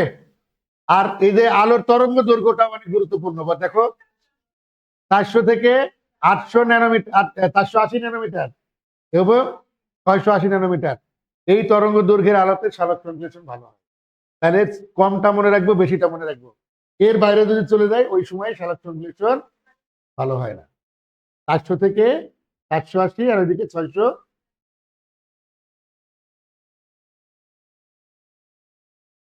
অধিক আলোক, এখানে একটা খ নম্বরের প্রশ্ন বা সংক্ষিপ্ত প্রশ্ন দিতে পারে, টাকা একটু। অধিক আলোতে সালোক সংশ্লেষণ ভালো হয় না কেন? কারণটা কি? দেখো কি বলছে।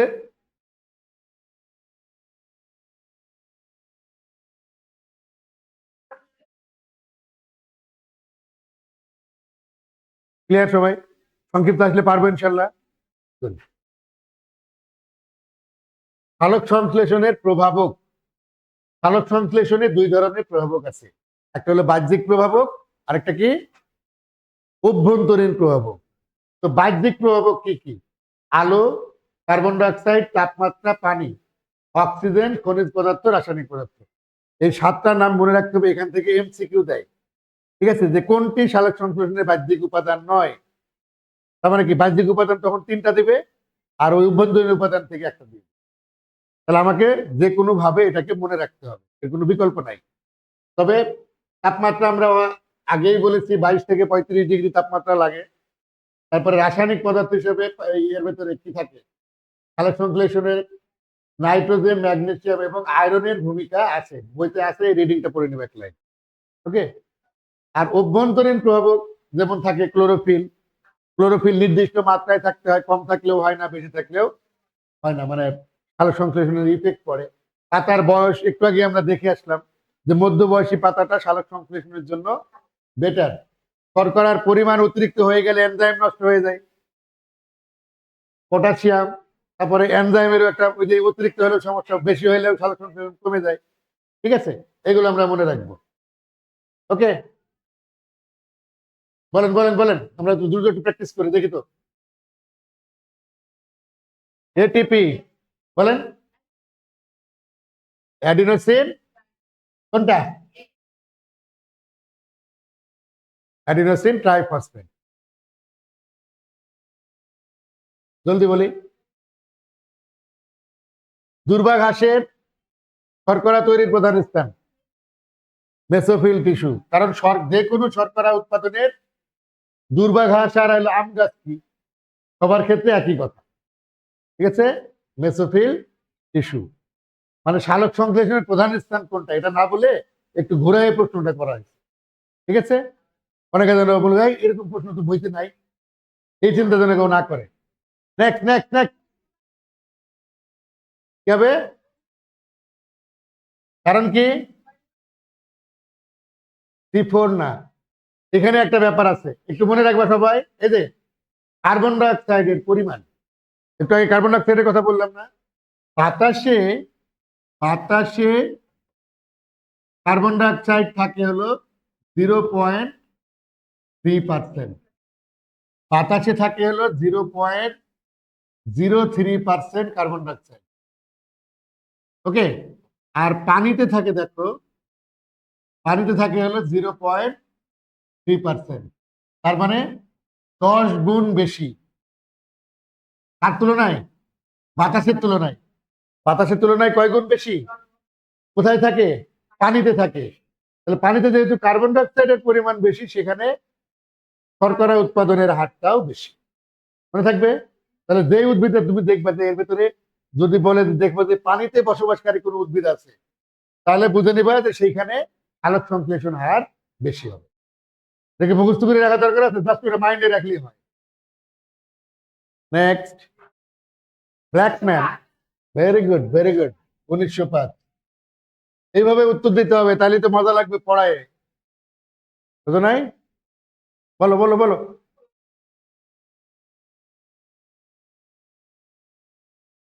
কোনটা কোনটা? ম্যাগনেসিয়াম ও নাইট্রোজেন। এই দুইটা হলো কিসের? ক্লোরোফিলের প্রধান উপকরণ। মনে রাখবে এটা, একটু আগে বলছি। 22 থেকে 35। এইগুলো ভুল হলে তো সমস্যা। বলেন।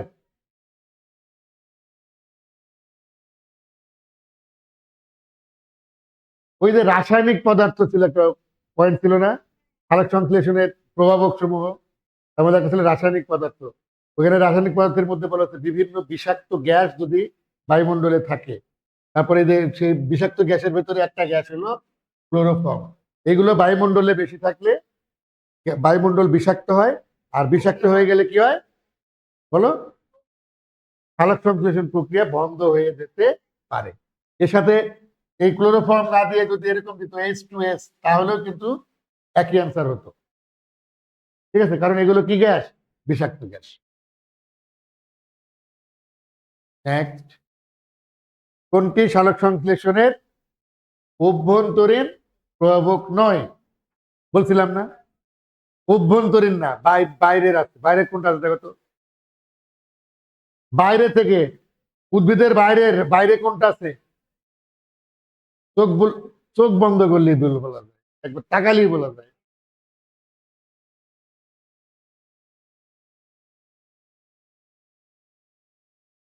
সূর্যের আলো উদ্ভিদের ভিতরে থাকে। হ্যাঁ, এটুকু সেন্স নাই মাথায়? বাইরের কোনটা আর ভেতরের কোনটা এটুকু বোঝো না? তাহলে কি হবে এটা? কি হবে? আলো। আলোই ভালো, আমি বলছিলাম। আমি বললে তো সঠিকই বলছি।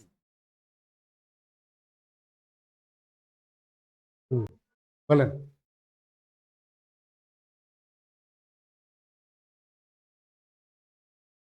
বলেন বলেন।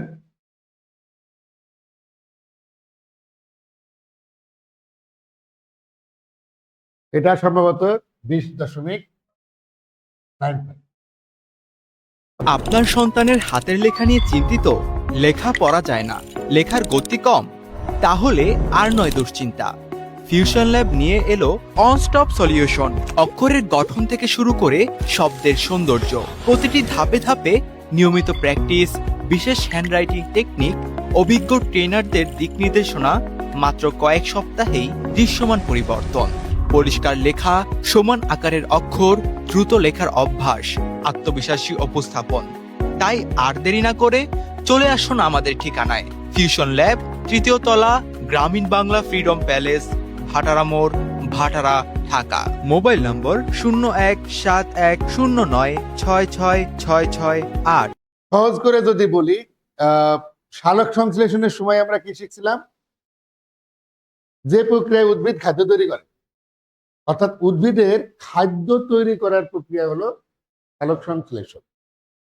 তবে হ্যাঁ, এটাকে যদি সুন্দর করে বলে যে কাকে বলে, তখন আমরা কি বলবো যে আহ, সূর্যের আলোর উপস্থিতিতে পাতার ক্লোরোফিল পানি এবং বায়ুমণ্ডলের কার্বন ডাই অক্সাইডের সাহায্যে শর্করা জাতীয় খাদ্য উৎপাদন করার প্রক্রিয়াকে সালোক সংশ্লেষণ।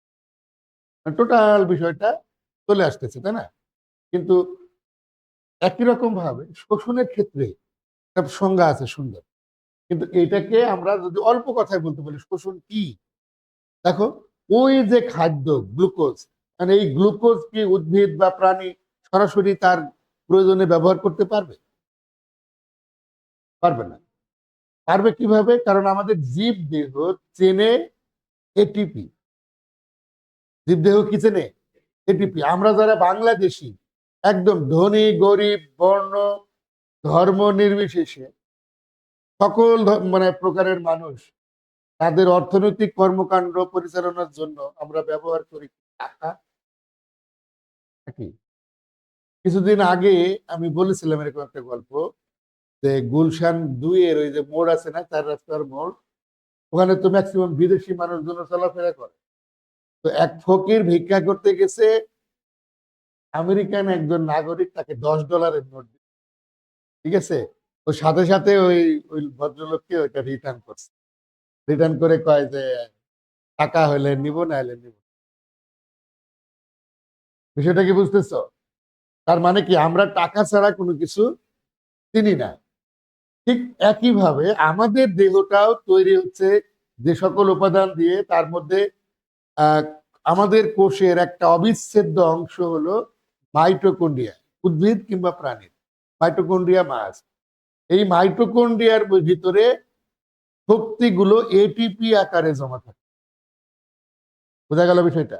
তাহলে উদ্ভিদ যে ওই যে গ্লুকোজ বানায় রাখলো, ওই গ্লুকোজটাকে ভেঙে এটিপি বানাইতে হবে। তো শোষণের মাধ্যমে মূলত ওই কাজটা হয়। একদম অল্প কথায় তুমি যদি জানতে চাও, শোষণের মাধ্যমে কি হয়? শক্তি উৎপন্ন হয়। এই শক্তিটা কি হিসেবে? এটিপি হিসেবে। তবে হ্যাঁ, শক্তির সাহেবের এটিপির সাথে আরো কিছু উৎপন্ন হয়, যেমন কার্বন ডাইঅক্সাইড। এটা তো আর জীবদেহ ধরে রাখতে পারে না। ওইটা নাইট্রোজেন ঘটিত বা কি বলে অপদ্রব্য বা বর্জ্য পদার্থ হিসেবে দেহ থেকে সে নিষ্কাশন করে দেয়, বের করে দেয়। এটা আলাদা একটা পার্ট। তো আমরা এখন দেখব শোষণ কি। শোষণ হলো খাদ্য থেকে শক্তি উৎপাদনের প্রক্রিয়া। এই শক্তিটা কি শক্তি হিসেবে? শক্তি উৎপাদনটা কি হিসেবে বলো? শক্তি উৎপাদন। তার মানে এটা কি? এটিপি উৎপাদনের প্রক্রিয়া বলতে পারি আমরা, এটিপি উৎপাদনের প্রক্রিয়া। এখন সুন্দর করে দেখো সংজ্ঞাকে কি করা হচ্ছে, যে জৈব প্রক্রিয়ার মাধ্যমে, কি বলছে? যে জৈব প্রক্রিয়ার মাধ্যমে জীব কোষে সংরক্ষিত, জীবের কোষে সংরক্ষিত খাদ্য উপাদান ভেঙে রাসায়নিক শক্তিতে, মানে জীবের ভিতর দেহে বা কোষের ভিতরে জীবের কোষের মধ্যে যে শক্তিটা আছে সেইটাকে ভেঙে কোন শক্তি? রাসায়নিক শক্তিতে উৎপন্ন করে। রাসায়নিক শক্তি হিসেবে কি? এটিপি উৎপন্ন হয়। যার মানে ওই এটিপি কি কাজে লাগে? ওটাই বলতেছি, যে যা জীবদেহের বিভিন্ন কার্যক্রমে ব্যবহৃত হয় তাকেই বলা হয় শোষণ। ঠিক আছে? এই শোষণের মধ্যে যেগুলো আছে শোষণিক বস্তু, সালোক সংশ্লেষণের জন্য প্রয়োজনীয় উপাদান কয়টি? সালোক সংশ্লেষণে একটা না? পানি, কার্বন ডাইঅক্সাইড, সূর্যের আলো, আর একটা কি? ক্লোরোফিল। ঠিক একইভাবে শোষণের জন্য যে উপাদানগুলো ব্যবহার হয় তাদেরকে আমরা বলতেছি কি? শোষণিক বস্তু। শোষণিক বস্তু হিসেবে গ্লুকোজ, আমিষ, স্নেহ এবং বিভিন্ন জৈব অ্যাসিড প্রয়োজন, বা এইগুলো ব্যবহার করা হয়। মনে থাকবে? শোষণিক বস্তু মানে তুমি মনে করো, আহ আমি যদি তোমাকে বলি বিস্কিটের বস্তু, কি বলবা? আরো যাও, আরো আরো একদম প্রথম দিকে যেতে থাকো। গম। গম। গম না? ধানও হতে পারে, ধান থেকেও ময়দা হয়। ধান হতে পারে, বার্লি হতে পারে, ভুট্টা হতে পারে। দেখো সবগুলোই হলো শর্করা। আরো যদি আরো কাছে যাও, শর্করা বললেও ভুল হবে না। হবে? ঠিক এরকম যে শোষণিক বস্তু কারা? গ্লুকোজ হতে পারে, আমিষ হতে পারে, স্নেহ হতে পারে, ইভেন বিভিন্ন প্রকার জৈব অ্যাসিড হতে পারে। এই চারটা হলো শোষণিক বস্তু। আর শোষণ ক্রিয়ার হার বেশি কোন কোন জায়গায়, উদ্ভিদের কোন কোন জায়গাতে শোষণের হার বেশি হয়, এইগুলো আমাদের এমসিকিউ এর জন্য মনে রাখবে। এটা ফর এমসিকিউ। শোষণ ক্রিয়ার হার বেশি কোথায় দেখো? ফুলের কুড়িতে বেশি। ফুলের কুড়ি মানে যেই ফুলটা এখনো ফোটে নাই, অ্যাবাউট টু ব্লুম, ফোটার মধ্যেই আছে কিন্তু ফোটে নাই, এটাকে বলছি কি আমরা ফুলের কুড়ি। তারপরে পাতার কুড়ি, পাতাটাও এখনো পরিপূর্ণভাবে বিকশিত হয় নাই, পাতার কুড়ি। অঙ্কুরিত বীজ, মানে ওই যে দেখবা যে ছোলা যদি আমরা পানিতে ভেজায় রাখি 24 ঘন্টা বা 30 ঘন্টা পরে একটু মনে হয় না যে একটা অংশ থেকে সাদা সাদা অংশ বের হচ্ছে, এই বের হওয়াটাকেই আমরা কি বলি, অঙ্কুরিত হওয়া বলি না, অঙ্কুরিত ছোলা বলি। তো এই অঙ্কুরিত বীজ ধান হতে পারে, অন্যান্য বীজ হতে পারে, যেগুলো অঙ্কুর হয়েছে। তারপরে কি, মূলের অগ্রভাগ, মূলের অগ্রভাগ কোনটা, মূলের একদম ডগা, যেটা আস্তে আস্তে বড় হচ্ছে। মূল কি সবসময় একরকম থাকে, এটা আস্তে আস্তে বড় হয় না, তাহলে মূলের অগ্রভাগ। তাহলে আমরা কি কি পাইলাম একটু বলি, পাতার কুড়ি, ফুলের কুড়ি, অঙ্কুরিত বীজ, মূলের অগ্রভাগ। দেখো এই যেগুলোর নাম বললাম সেগুলোই কিন্তু একটু সময় দিলেই তারা বড় হবে, ঠিক কিনা? একটা জিনিস একটু সময় পাইলে তারা আস্তে আস্তে বড় হবে না, এক জায়গায় কিন্তু ফিক্স থাকবে না। তারপরে কি, কাণ্ডের অগ্রভাগ, কাণ্ডের অগ্রভাগ গাছ মনে করে মোটা হচ্ছে, এই কাণ্ডের এই যে চারিপাশটা যে বাকলটা আছে, বাকলের ঠিক নিচেই থাকে কাণ্ড, এই এইটা আস্তে আস্তে বড় হয়, মোটা হয়। কি কারণে? অবশ্যই তার ভিতরে এইগুলোতে আরেকটা জিনিস আছে, শুধু শোষণ ক্রিয়ার এই সকল অঞ্চলে শোষণ ক্রিয়ার হার বেশি, ঠিক আছে, কেন বেশি জানো? এখানে একটা বিশেষ ধরনের টিস্যু আছে, নাম জানো কিনা? দ্বিতীয় অধ্যায়ে পড়া যদিও, তারপরে একটু প্রাসঙ্গিক তো জন্য একটু বললাম। টিস্যু কয় ধরনের কেউ বলতে পারবা? কি কি?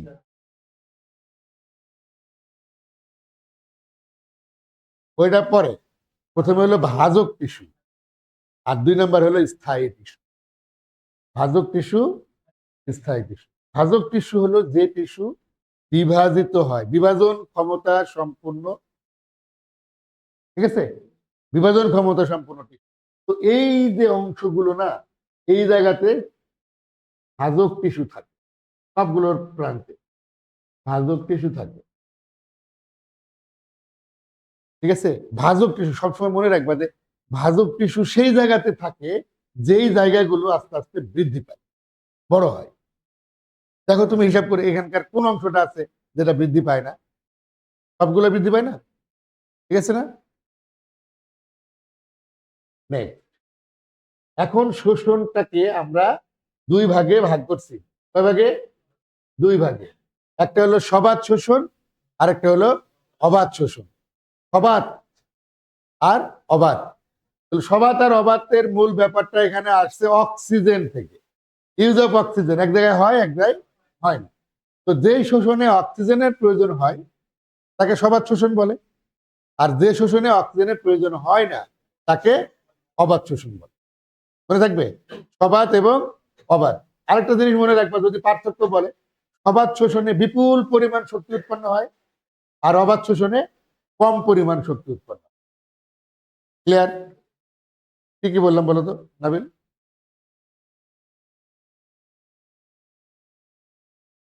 হ্যাঁ হ্যাঁ বলো।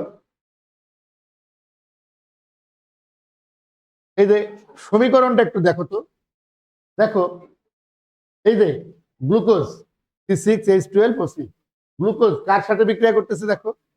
তাহলে আমরা কি বলছিলাম, এই শোষণে অক্সিজেন ব্যবহার হচ্ছে, ব্যবহার হয়ে কি উৎপন্ন করছে, কার্বন ডাই অক্সাইড, পানি আর শক্তি। শক্তির মানটা খেয়াল করো, 686 কিলো ক্যালোরি পার মোল, অর্থাৎ প্রতি মোল গ্লুকোজের জন্য এই পরিমাণ শক্তি রিলিজ হবে। এখন যদি আমি 2 অণু গ্লুকোজ নিতাম তাহলে এটা তার দ্বিগুণ হয়ে যাইতো শক্তিটা, ঠিক আছে। বায়োলজি প্রশ্ন আমি একদিন করলে দেখতে পাইতাম, প্রশ্ন কারেক্ট হয়, এই ধরনের প্রশ্নই দিতাম যে 5 অণু গ্লুকোজ ভাঙছি, এখান থেকে আমি কত এটিপি পাবো। প্রথম প্রথম অপশনে দিয়ে রাখতাম 38 এটিপি। কি করতো, আগে 40% 60% স্টুডেন্ট 38 এটিপি মেরে দিত। আরে 38 বইতে আছে তো পড়ছি, বুঝছো বিষয়টা? তো ওই প্রশ্নটা অনেকটা এই টাইপের, যেখানে অণু, এখানে যে পার মোল, এইটারও যে একটা মানে আছে, ওটা বোঝাতে চাচ্ছি আমি। তাহলে এই পার মোল মানে প্রতি মোল বলতে এই যে গ্লুকোজের কথা বলছি, যে এক অণু গ্লুকোজকে ভাঙলে তুমি 686 কিলো ক্যালোরি শক্তি পাবা। ঠিক আছে, এখন আসো অবাধ শোষণ। আমরা আগেই জেনেছি অবাধ শোষণে কি হয়, অক্সিজেনের প্রয়োজন হয় না। সাধারণত নিম্ন শ্রেণীর জীবে এটা ঘটে। দেখো কিছু ব্যাকটেরিয়া আছে, ইস্ট আছে, ইস্ট চেনো, পাউরুটি এবং কেক ফোলাইতে যে পাউডারটা ব্যবহার করা হয়, ইস্ট পাউডার। তো এবং পেশির কোষ আমরা যখন দৌড়াই তখন আমাদের এই যে পায়ের যে পেশিগুলো সেগুলো কিন্তু সংকুচিত প্রসারিত হয়। ঠিক আছে, এখান থেকে এক ধরনের অ্যাসিডের ক্ষরণ হয়। এই যে আমরা যে দৌড়ানোর পরে একটু থেমে গেলে যে হাঁপায় ধুকায় যায়, কি কারণে? ওই ল্যাকটিক অ্যাসিড নামে একটা অ্যাসিড আছে। কি অ্যাসিড? Lactic acid. এই অ্যাসিডটা ক্ষরিত হয়, যার কারণে কিন্তু আমাদের এই প্রবলেমটা হয়। এটা আবার একটু পরে ঠিক হয়ে যায়। তো পেশির কোষে অতিরিক্ত পরিশ্রমের সময় মূলত কি হয়, অবাধ শোষণ করে। এখানে অক্সিজেনের কোনো প্রয়োজন হয় না। বিক্রিয়াটা দেখো, অক্সিজেনের কোনো প্রয়োজন নাই। ঠিক আছে, তাহলে এখান থেকে উৎপন্ন হচ্ছে কি, ইথানল, কার্বন ডাইঅক্সাইড। একটু মনে করে দেখো তো ওইখানে কি কি উৎপন্ন হয়েছিল? গ্লুকোজ অক্সিজেনের সাথে বিক্রিয়া করে কি উৎপন্ন করে? তোমার কত অনুবাদ দরকার নেই, বিক্রিয়াটা করে উৎপন্ন হয়েছিল কি কি? পানি, কার্বন ডাইঅক্সাইড, শক্তি। এখানে পানির জায়গায় কে? ইথানল।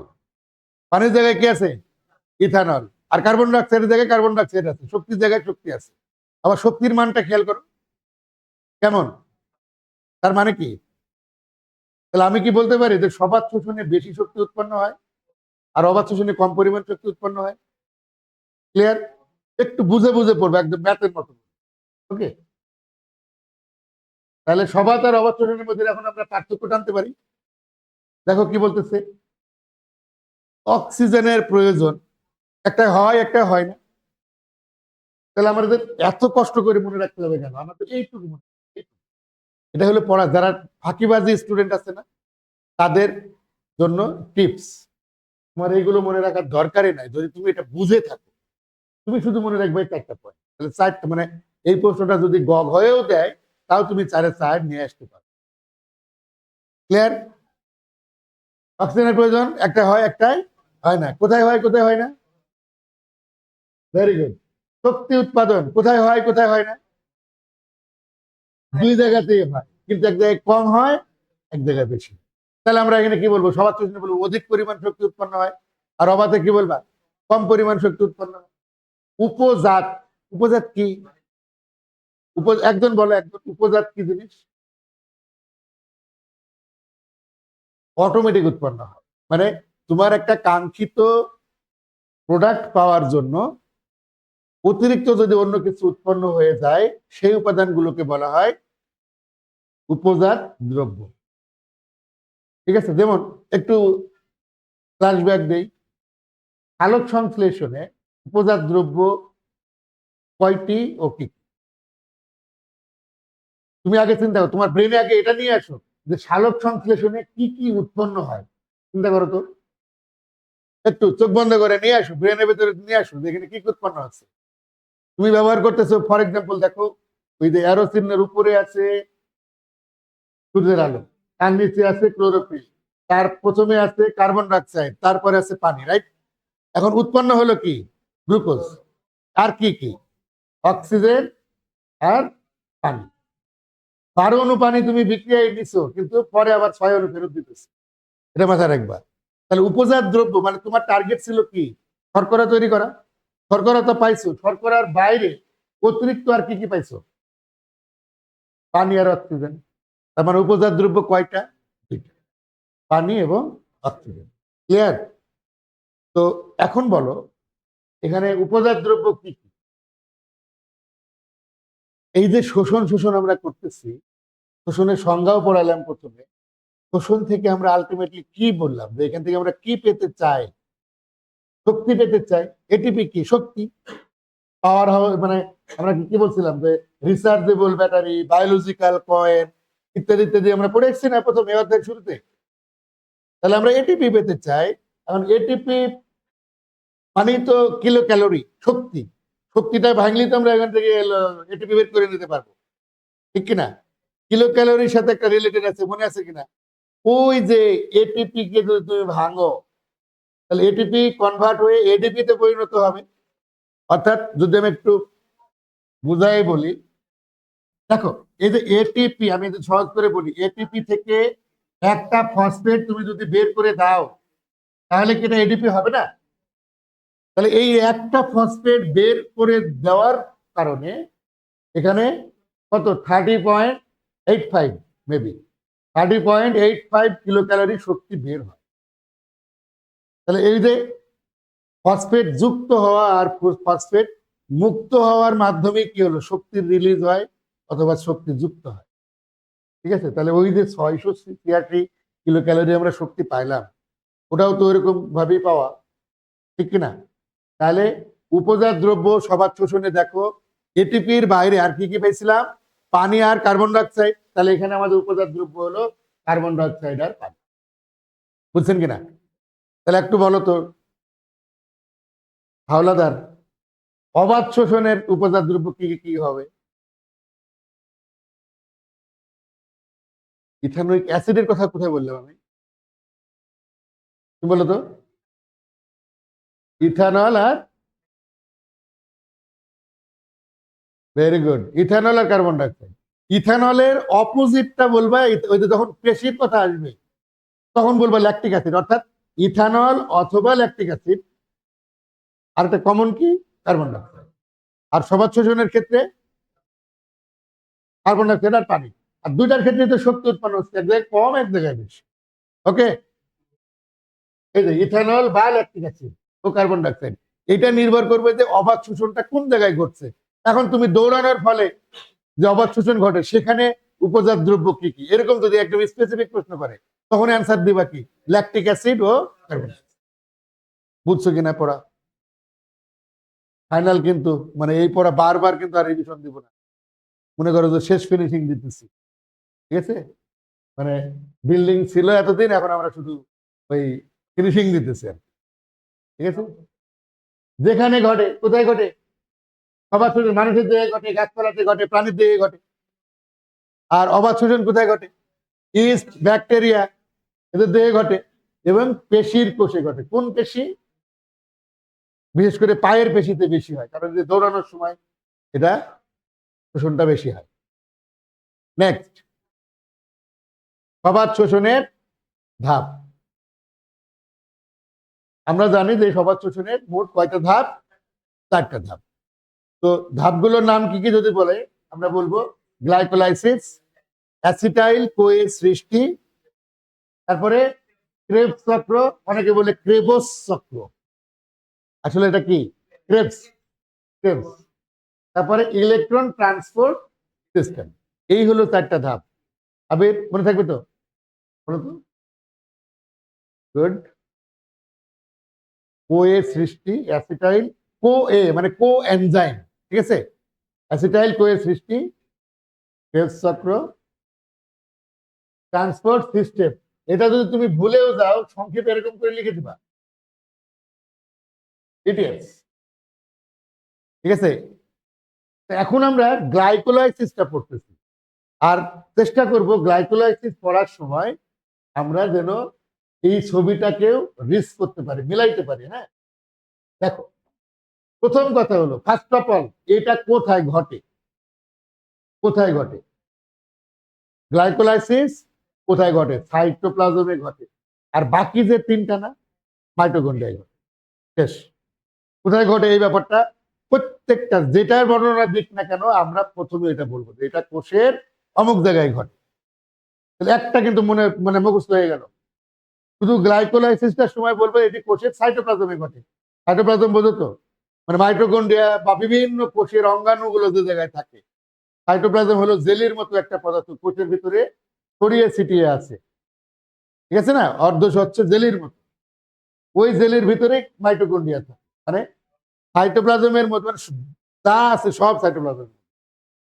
ঠিক। তাহলে 1 নাম্বার হলো কি, এটি কোথায় কোথায় কোথায়, এটি কোষের সাইটোপ্লাজমে ঘটে, 1 নাম্বার। আর আমরা শোষণ করতেছি কার, গ্লুকোজের। দেখো এখানে থেকে কি হচ্ছে, এই যে এক অণু গ্লুকোজ, তো দেখো C6H12O6, এইটারে দুইটা যদি ভাগে ভাগ করে দাও, তাহলে কার্বন দেখো তো গ্লুকোজে কয়টা আছে? কয়টা? হ্যাঁ, কয়টা? তাহলে এই পাইরুভিক অ্যাসিড কয় কার্বন বিশিষ্ট? 3 কার্বন, অর্ধেক। ঠিক আছে।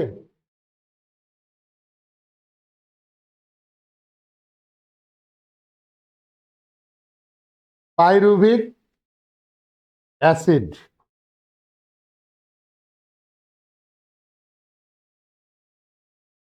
C3H4O3, C3H4O3, এখানেও তাই। তাহলে এখন বলো তো, এক অণু গ্লুকোজ ভেঙে কি উৎপন্ন হলো? 2 অণু পাইরুভিক অ্যাসিড। ঠিক। আর কি উৎপন্ন হয়েছে? এই যে এটা উৎপন্ন হয়েছে। কি বলবা? তাহলে গ্লাইকোলাইসিস ধাপে আমি পরে প্রশ্ন দিয়ে প্রশ্নের উত্তর দেবো। এটি কোথায় ঘটে? সাইটোপ্লাজমে ঘটে। কি কি উৎপন্ন হয়? উভয় বলবা না, বলবা যে এক অণু গ্লুকোজ ভেঙে 2 অণু পাইরুভিক অ্যাসিড উৎপন্ন হয়, 4টা এটিপি উৎপন্ন হয়, এবং দুইটা না বলে 2 অণু বলবা, 2 অণু NADH উৎপন্ন হয়। কি খরচ হয়? এই যে এটা, এই যে এটা। মানে এইগুলো উৎপন্ন করার জন্য 2 অণু এটিপি খরচ। ঠিক আছে। এখন যদি এমসিকিউ এর জন্য আমি একটা এক্সট্রা কোশ্চেন করে রাখি, আমি যদি বলি, বা একটা ইনফরমেশন আমি আগেই বলে রাখি, জিটিপি আমার এখানে যেগুলো আছে, জিটিপি, FADH2, আরেকটা হলো NADH2, এইগুলোকে আমরা যদি বিদেশি কারেন্সি চিন্তা করি এবং এটিপি কে যদি আমরা টাকার কথা চিন্তা করি, তাহলে এক অণু জিটিপি সমান এক অণু এটিপি।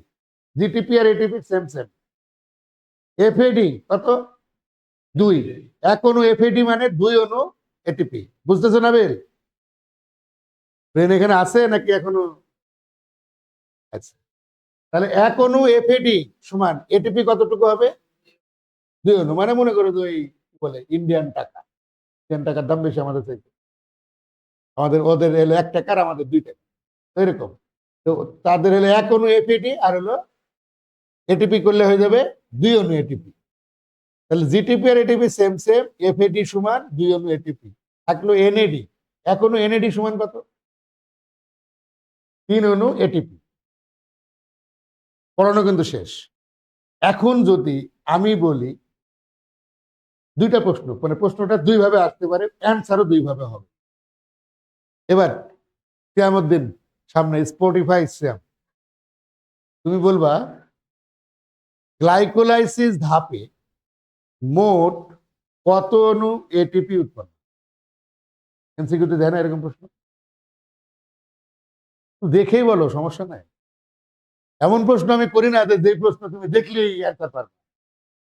অ্যান্সার করার জন্য যতটুকু দরকার এটা আমাকে ইনপুট দিয়ে নিচ্ছি, তোমার চেষ্টা থাকলে পারো। প্রশ্নটা বুঝেছো সবাই? আবির, আমার প্রশ্ন বুঝছো? যে গ্লাইকোলাইসিস ধাপে আমি বললাম না এটা উৎপন্ন হয়, পাইরুভিক অ্যাসিড উৎপন্ন হয়, 4 অণু এটিপি উৎপন্ন হয়, 2 অণু NADH উৎপন্ন হয়। উৎপন্ন হচ্ছে 3টা জিনিস, ঠিক কিনা? তাহলে আমি বলছি মোট কত অণু এটিপি উৎপন্ন হয়?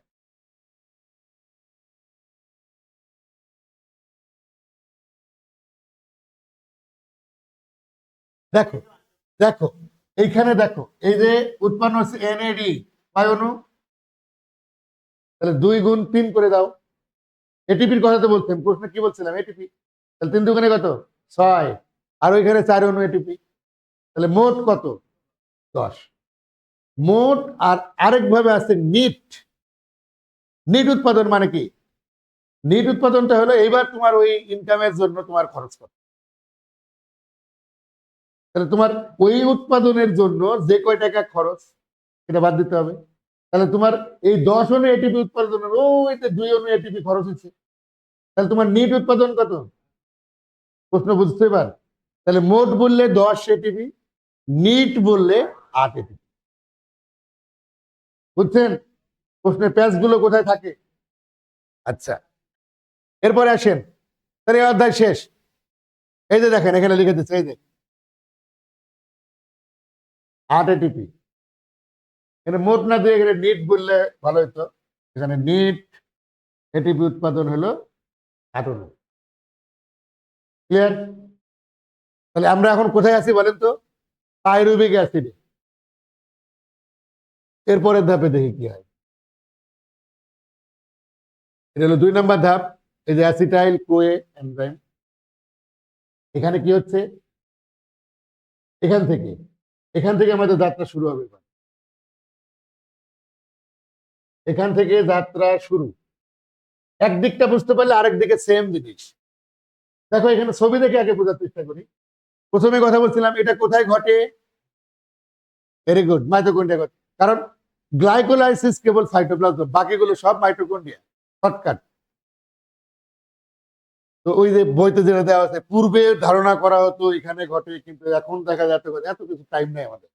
কোথায় ঘটে একটা বৈশিষ্ট্য দিতে হবে, তাই আমরা দিয়ে দিলাম। ঠিক আছে, বোঝার দিন শেষ। তাহলে পাইরুবিক অ্যাসিড, এই যে C3H4O3, আবার এটাও কিন্তু এমসিকিউতে দেয় যে পাইরুবিক অ্যাসিডের সংকেত কি, অথবা পাইরুবিক অ্যাসিড কয় কার্বন বিশিষ্ট? কয় কার্বন বিশিষ্ট? 3 কার্বন বিশিষ্ট। তাহলে এই পাইরুবিক অ্যাসিড ভেঙে গিয়ে দেখো এই যে এখান থেকে এটা উৎপন্ন হচ্ছে। তাহলে এখনো পাইরুবিক অ্যাসিড ভেঙে এখনো অ্যাসিটাইল কোয়ে উৎপন্ন করে। ঠিক, এখনো কার্বন ডাইঅক্সাইড উৎপন্ন করে, এবং এখনো NADH2, সব একসাথে কানেক্ট। পাইছো? কি কি পাইলা? এখনো কার্বন ডাইঅক্সাইড, এখনো NAD, আর এখনো অ্যাসিটাইল কোয়ে। আর এই যে মহাশয় এখানে আছে, তার নাম হলো অ্যাসিটাইল কোয়ে, মানে অ্যাসিটাইল কো এনজাইম। এই এনজাইমটা এই যে প্রসেস গুলো ঘটতে সহায়তা করে, হলো হেল্পার। সেটা কি বুঝতে পারতো? মনে করো যে একজন ওই যে ময়লার ঝুড়ি নিয়ে রাস্তায় হাঁটে না, মানে ভ্যান নিয়ে যায়, তখন উঁচা জায়গায় উঠতে গিয়ে সে আর পারতেছে না। আর পিছন থেকে দেখবে যে একজন হাঁটতে হাঁটতে যায়, ও কি করে? জাস্ট ও কি সারা পথ ঠেলতে ঠেলতে যায় পিছন থেকে? তো কি করে, যখন প্রয়োজন হয় তখনই কেবল একটুখানি পুশ করে। ঠিক, তো এই পুশিং এর কাজটা যে করে সেটাই আমরা এখানে অ্যাসিটাইল কোএনজাইম। তাহলে আমরা লাস্টে জাস্ট শুধু একটা তথ্য দিব যে এই বিক্রিয়ায়, অর্থাৎ পাইরুবিক অ্যাসিড ভেঙে অ্যাসিটাইল কোয়ের সৃষ্টির জন্য যে এনজাইমটা সহায়তা করে তার নাম অ্যাসিটাইল কোয়ে। তাহলে একটু বলি, কে বলবা? তুমি বলো, আমার দিকে তাকায় বলো, চোখের দিকে তাকায়। এখনো পাইরুবিক অ্যাসিড ভেঙে উৎপন্ন হলো কি? Acetyl CoA. তারপর এখনো NADH। তাহলে আমার তো দুই পাশে দুইটা আছে, এবার মোট এক জায়গায় করে বলো। দুই অণু পাইরুবিক অ্যাসিড ভেঙে গিয়ে আমরা মোট কি পাচ্ছি এখন বলো? 2 অণু কার্বন ডাইঅক্সাইড পাচ্ছি, 2 অণু NADH পাচ্ছি, আর 2 অণু অ্যাসিটাইল কোয়ে পাচ্ছি। অ্যাসিটাইল কোয়ে তো পরবর্তীতে ক্রেবস চক্রে অংশগ্রহণ করবে। তাহলে ফাইনালি অ্যাজ এ এনার্জি আমি কি পেলাম? 2 অণু NADH2। কারণ কার্বন ডাইঅক্সাইড তো এনার্জি না, ওটা তো গ্যাস। 2 অণু কার্বন ডাইঅক্সাইড পাইলাম, আরটা কি পাইছি? 2 অণু NAD। তাহলে আমি যদি বলি যে এই অ্যাসিটাইল কোয়ের সৃষ্টিতে মোট কি পরিমাণ এটিপি উৎপন্ন হয়? 3 দুগুণে 6 অণু। এখন কি বুঝতে পারছেন হিসাবটা? আবেদ এখন ক্লিয়ার? হাওলাদার? কারণ শেষের দিকের পড়া বা লাস্ট মুহূর্তের পড়াগুলো তো মজা হওয়ার কথা, কারণ কিছু তুমি জানো, কিছুটা হলো কনফিউশন। এইগুলো যখন আস্তে আস্তে গিফটগুলো খুলতে থাকবে, তোমার তো মজা পাওয়ার কথা, তাই না? কারণ এখন তো ওই 9-এর মতো ব্রেনটা তোমার নাই। অসংখ্যবার পড়ছো, অসংখ্যবার ভুলে গেছো, কিছু বুঝছো কিছু বুঝো নাই, হয়তো 10% বুঝছো, 90%ই বুঝো নাই। কিন্তু এই মুহূর্তে এসে তো আবার রিভিশন দেওয়ার কথা, মানে তোমার ব্রেন তোমাকেই মেসেজ দেওয়ার কথা, আরে এই জিনিসটা তো খুব সহজ ছিল, একদিন বুঝি না কেন? এরকম হওয়ার কথা না। কারণ স্কুলে তো স্যাররা এত এফোর্ট দেওয়ার টাইমটা পায় না। অল্প একটু টাইম, এই চুপ কর, এই কর, সেই কর, আবার পড়ানো, মানে মোস্ট চ্যালেঞ্জিং। আর এইটা এই বছরটা তোমাদের বিশেষ করে আমরা চলে আসার পরে একদম বিশৃঙ্খলাটা আরো বেশি হয়ে গেছে, তাই না? ওই স্যাররাও ভালো পড়ায়, কিন্তু ওই যে নতুন পরিবেশে মানিয়ে নেওয়ার যে সময়, এই খাপ খাওয়াইতে খাওয়াইতেই তো 5-6 মাস গেছে, তাই না? এরকম হয়েছে। আচ্ছা, এরপরে আসো, এবার কি ক্রেবস চক্র। তাহলে এটা তৃতীয় ধাপ। যদি মনে করো যে আর কিছু মনে নাই, হ্যাঁ একটা ট্রিক্স বলি, যে মাইটোকন্ড্রিয়ায় ঘটে, এটা তো বললাম। এটা আমি যদি বলি, দেখো তো এটি হলো অবাত শোষণের তৃতীয় ধাপ। আমার কি ভুল হবে? ইনফরমেশনটাকে আমি ভুল দিলাম, কিন্তু টেকনিক্যালি আমি একটা লাইন বাড়িয়ে দিলাম না, একটা পয়েন্ট বাড়িয়ে দিলাম না? এমন একটা পয়েন্ট যদিও অপ্রাসঙ্গিক, কিন্তু ভুল তো তুমি লেখো নাই, আরে ক্রস তো দিতে পারবে না। মানে এইভাবে টেকনিক্যালি অনেক সময় দেখা যায় ওই মানে এটা কি বলে সাপোর্টিং কিছু তথ্য দিয়েও কিন্তু নাম্বার আনা যায়। ঠিক আছে? এরকম একটা তথ্য। তারপরে দেখো অ্যাসিটাইল কোয়ে, এখানে থেকে এখনো অ্যাসিটাইল কোয়ে ভেঙে কি হচ্ছে, আগে ছবি থেকে তাকাও। এখান থেকে এই যে এটা ক্রেবস চক্রে অংশগ্রহণ করছে, রাইট? একটু খেয়াল করি, অ্যারোটা খেয়াল করি। একটার অ্যারো হলো এই ডান থেকে বামের দিকে, আর এই অ্যারোটা খেয়াল করেন বাম থেকে এরকম ডানের দিকে। মনে থাকবে এই ক্রেবস চক্রে মানে অ্যাসিটাইল কোয়ে যখন ক্রেবস চক্রে অংশগ্রহণ করে, তখন এখান থেকে নির্গত হয় কার্বন ডাইঅক্সাইড কতটুকু, 2 অণু। এনএডি কতটুকু, 3 অণু। এফএডি কতটুকু, 1 অণু। জিটিপি 1 অণু। এটা কিন্তু এক পাশ থেকে, তাহলে দুই পাশ থেকে মানে কি ডাবল। তাহলে এবার আসি এনএডি বলো তো কয় অণু মোট? 3 × 6। এনএডি কত? 6। এটিপিতে কনভার্ট করে ফেলো দ্রুত। 3 × 6 = 18। এফএডি 1 1 2, তাহলে 2 × 2 = 4, 18 × 4 = 22। জিটিপি 1 1 2, আর জিটিপিতে এটিপি সমান সমান, তাহলে এটাও 2। তাহলে কত হলো? 22 আর 2। তাহলে আমি যদি বলি টোটাল উৎপাদন, এটিপির উৎপাদন কত অণু এই ধাপে ক্রেবস চক্রে? 24 অণু এটিপি। কার্বন ডাইঅক্সাইড উৎপাদন কতটুকু? একদিকে 2 অণু, তাহলে দুই পাশে আছে একই জিনিস, 2 2 4। তাহলে এদিকে ছিল 24, মাঝখানে ছিল কত? 6। মাঝখানে 6 ছিল, প্রথমে 8, 8 6 14, আর এদিকে হলো 24, 38 অণু এটিপি। আর কার্বন ডাইঅক্সাইড হলো টোটাল কতটুকু, কয় অণু? ইলেকট্রন ট্রান্সপোর্ট সিস্টেমে এটাই হয়। ওই যে আমরা যেগুলো ভাঙতেছি না, হিসাব করতেছি, দেখো এখানে কি বলছে, মাইটোকন্ড্রিয়ার অভ্যন্তরীণ ঝিল্লিতে ঘটে এনএডি এফএডি জিটিপি, এখানে প্রতিটি দীর্ঘ প্রক্রিয়ায় জারিত হয়ে প্রচুর পরিমাণে এটিপি উৎপন্ন করে। অর্থাৎ 1 অণু এনএডি থেকে 1 অণু এলো 3 অণু এটিপি, তাহলে 1 অণু এফএডি থেকে 2 অণু এটিপি, এভাবে ভেঙে উৎপন্ন হয়। অক্সিজেন এখানে শেষ ইলেকট্রন গ্রহণকারী হিসেবে কাজ করে এবং এটি পানি তৈরি করে। এছাড়াও এই ধাপে কি উচ্চ শক্তির ইলেকট্রন এবং প্রোটন উৎপন্ন। ঠিক আছে, এটা হলো এটি ইটিএস। এটা অলরেডি আমরা এখন করে ফেলছি, রাইট? হয়েছে না? টোটাল 8টি জন্য এটি 6 অণু কার্বন। মনে থাকবে অবাধ শোষণের ধাপ, তোমাদের পরীক্ষা মানে এটা দেওয়া হয়েছিল, রাইট? অবাধ শোষণের ধাপ হলো মাত্র 2টা। অবাধ শোষণের ধাপ কয়টা? 4টা। আর অবাধের হলো 2টা। 1 নাম্বার দেখো মিল আছে, তাই না? ওটারও গ্লাইকোলাইসিস ছিল, এটারও গ্লাইকোলাইসিস। ওকে, তাহলে এখানে কি বলছে, এটি অবাধ শোষণের প্রথম ধাপ। তাহলে এই এই এই যে যেটা বললাম, এই তথ্যটা আমরা দিতেই পারতাম, পারতাম কিনা? তারপরে কি গ্লাইকোলাইসিস প্রক্রিয়ায় 1 অণু গ্লুকোজ ভেঙে 2 অণু পাইরুভিক অ্যাসিড উৎপন্ন করে, আগের মতোই। ওখানেও কি হয়েছিল, 1 অণু গ্লুকোজ 2 অণু পাইরুভিক অ্যাসিড উৎপন্ন করছিল না? এটি সাইটোপ্লাজমে সংগঠিত হয়। একই, অক্সিজেনের প্রয়োজন হয় না, অক্সিজেন এখানে গুরুত্বপূর্ণ ফ্যাক্ট না। এই ধাপে মোট 8টি এটিপি উৎপন্ন হলেও নিট উৎপাদিত হয় 2টি, কারণ 2টি খরচ হয়ে যায়। ও আচ্ছা, মানে এটিপি উৎপন্ন হয় 4টি, এটা বাংলায় লেখা আছে। এটিপি উৎপন্ন হয় 4টা, আর 2টা খরচ হয়ে যায়, তাহলে নিট উৎপাদন 2। আর এনএডি উৎপন্ন হয় কয়টা? 2টা, 2 অণু। এদের এখানে 2টা এনএডি উৎপন্ন হয়। তাহলে টোটাল কত? এনএডি এর জন্য কত? 6। আর এখানে 4 থেকে উৎপাদন হয়েছে, খরচ হয়ে গেছে 2। তাহলে 2 আর 4 কত? 8।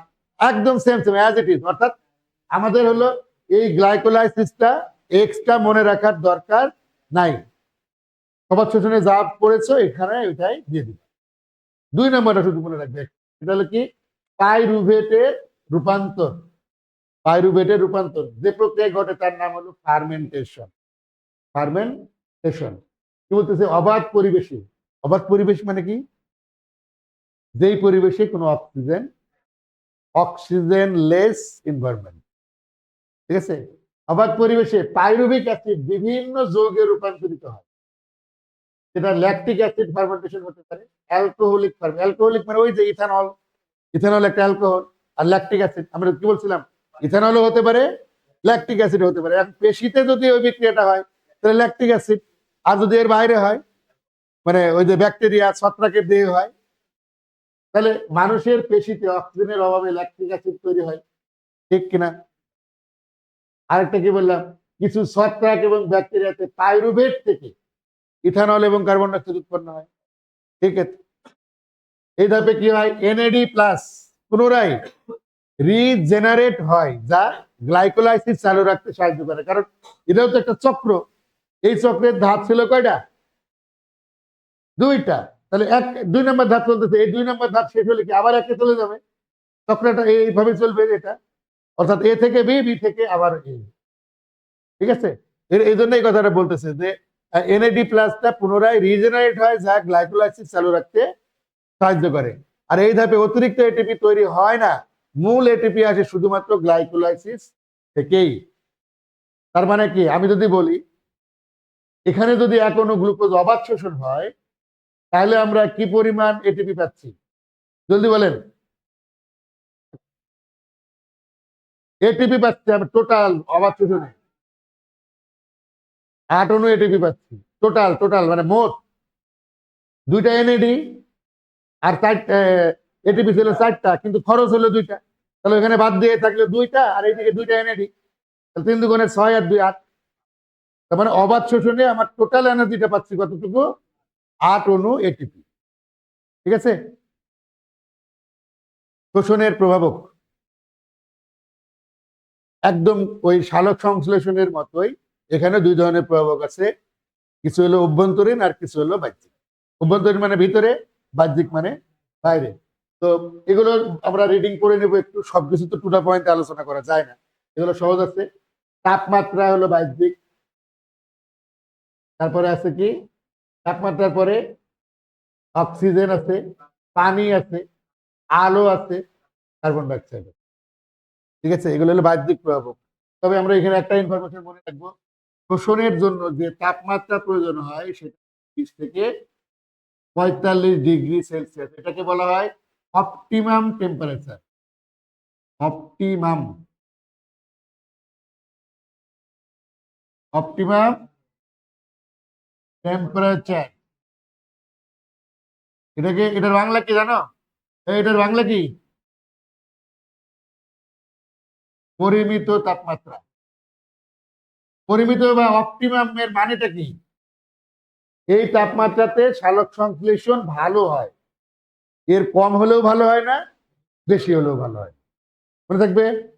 আচ্ছা, আর অভ্যন্তরীণ প্রভাবকের দিকে যদি আমরা তাকাই, অভ্যন্তরীণ প্রভাবক কি কি? যেমন খাদ্যদ্রব্য, উৎসেচক।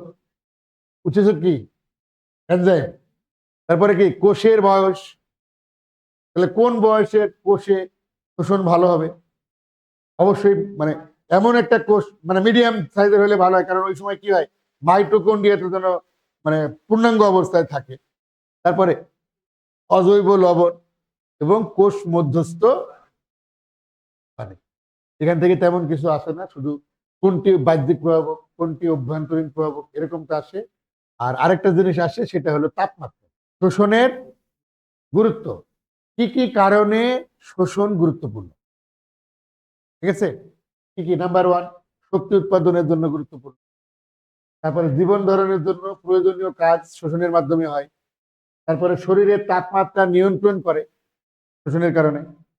উদ্ভিদের বৃদ্ধি এবং বিকাশ ঘটাতে সাহায্য করে। এই পয়েন্টগুলো একটু বড় করলে কিন্তু হয়ে যায়। তারপরে কি? অঙ্গ প্রত্যঙ্গ সচল রাখার জন্য শোষণ গুরুত্বপূর্ণ। তারপরে উৎপন্ন বর্জ্য পদার্থ নিষ্কাশনের জন্য শোষণ গুরুত্বপূর্ণ। এবং অ্যানাবলিক প্রক্রিয়ায় শক্তি সরবরাহ, বিষয়টা কি? প্রোটিন, নিউক্লিক অ্যাসিড ইত্যাদি জৈব যৌগ তৈরি করার জন্য শক্তি লাগে, তা ওই শোষণ থেকে আসে। তো এই শক্তিটাকে আমরা বলতেছি কি অ্যানাবলিক। এই প্রসেসটাকে বলা হয় অ্যানাবলিক প্রসেস। ওকে, সবচেয়ে বেশি গুরুত্বপূর্ণ হলো এইটা,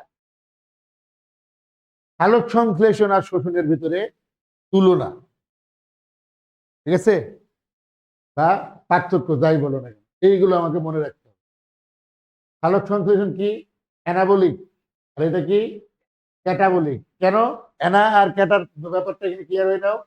জৈব যৌগ গঠনের প্রক্রিয়া হলো অ্যানাবলিক, আর ওইখানে কি ভাঙা, তাহলে কি ক্যাটাবলিক। তারপরে কি উদ্দেশ্য কি খাদ্য তৈরি করা, খাদ্য বলতে গ্লুকোজকে বোঝানো হচ্ছে, আর এটা কি খাদ্য ভেঙে শক্তি বের করা, তাহলে দুইটার উদ্দেশ্য কি দুই রকম। তারপরে কি সবুজ উদ্ভিদের ক্লোরোপ্লাস্টে অবস্থান করে সালোক সংশ্লেষণ, মানে সালোক সংশ্লেষণটা ঘটে কোথায়, ক্লোরোপ্লাস্টের এখানে, আর এখানে কি সকল জীবের কোষে ঘটে, সাধারণত মাইটোকন্ড্রিয়া, ঠিক আছে, কারণ ওই যে চারটার ভেতরে তিনটা মাইটোকন্ড্রিয়ার মধ্যেই ঘটে। ওকে, তারপরে কি প্রয়োজনীয় উপাদান কি কার্বন ডাইঅক্সাইড, পানি, সূর্যের আলো, ক্লোরোফিল ইত্যাদি। আর ওইখানে প্রয়োজনীয় উৎপাদন কি গ্লুকোজ আর অক্সিজেন, কারণ গ্লুকোজ তো লাগে, যদি সবাদ শোষণ হয় অক্সিজেন লাগে, সবাদ শোষণ হলে অক্সিজেনও লাগে। তারপরে শক্তির প্রবাহ কিভাবে হয়, সূর্যের শক্তিটা রাসায়নিক শক্তিতে রূপান্তর হয়, আর ওইখানে রাসায়নিক শক্তিটা এটিপিতে রূপান্তর, ঠিক কিনা। তারপরে কি সময়, আলোক সংশ্লেষণ কেবল আলোতে ঘটে, আলোক পর্যায়ে ঘটে, আর ওটা কি দিন রাত সবসময় ঘটে, অর্থাৎ শোষণ। আর এইখানে একটা প্রশ্ন আছে যে রাতের বেলায় বড় গাছের নিচে শুয়ে থাকা বা বেশিক্ষণ অবস্থান করা উচিত নয় কেন, বলো দেখি, কি একজন বলো। ভূতের ভয় দেখায় বলে, না গাছ ওই পশু কি বলে পাক পাখালিতে এলো পায়খানা করে দেয় বলে, কি হবে।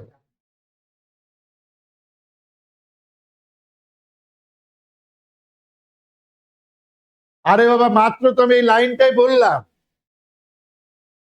সালোক সংশ্লেষণ শুধু দিনের আলোতে ঘটে, রাতের আলোতে তো ঘটে না।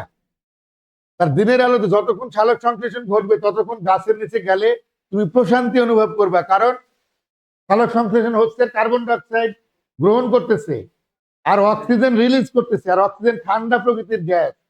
অক্সিজেন যখন তোমার চারপাশে পর্যাপ্ত পরিমাণে আছে তখন তুমি মানে শান্তি বা প্রশান্তি অনুভব করবা। আর শোষণের ফলে কি কি উৎপন্ন হয় আমরা বললাম, পানি উৎপন্ন হয়, কার্বন ডাইঅক্সাইড উৎপন্ন হয়, তারপরে শক্তি উৎপন্ন হয়, আরেকটা কি উৎপন্ন হয়, ল্যাকটিক অ্যাসিড উৎপন্ন হয় অথবা ইথানল উৎপন্ন হয়। তার মানে কমন জিনিসটা কি এখানে, গ্যাসীয় ফর্মে কার্বন ডাইঅক্সাইড।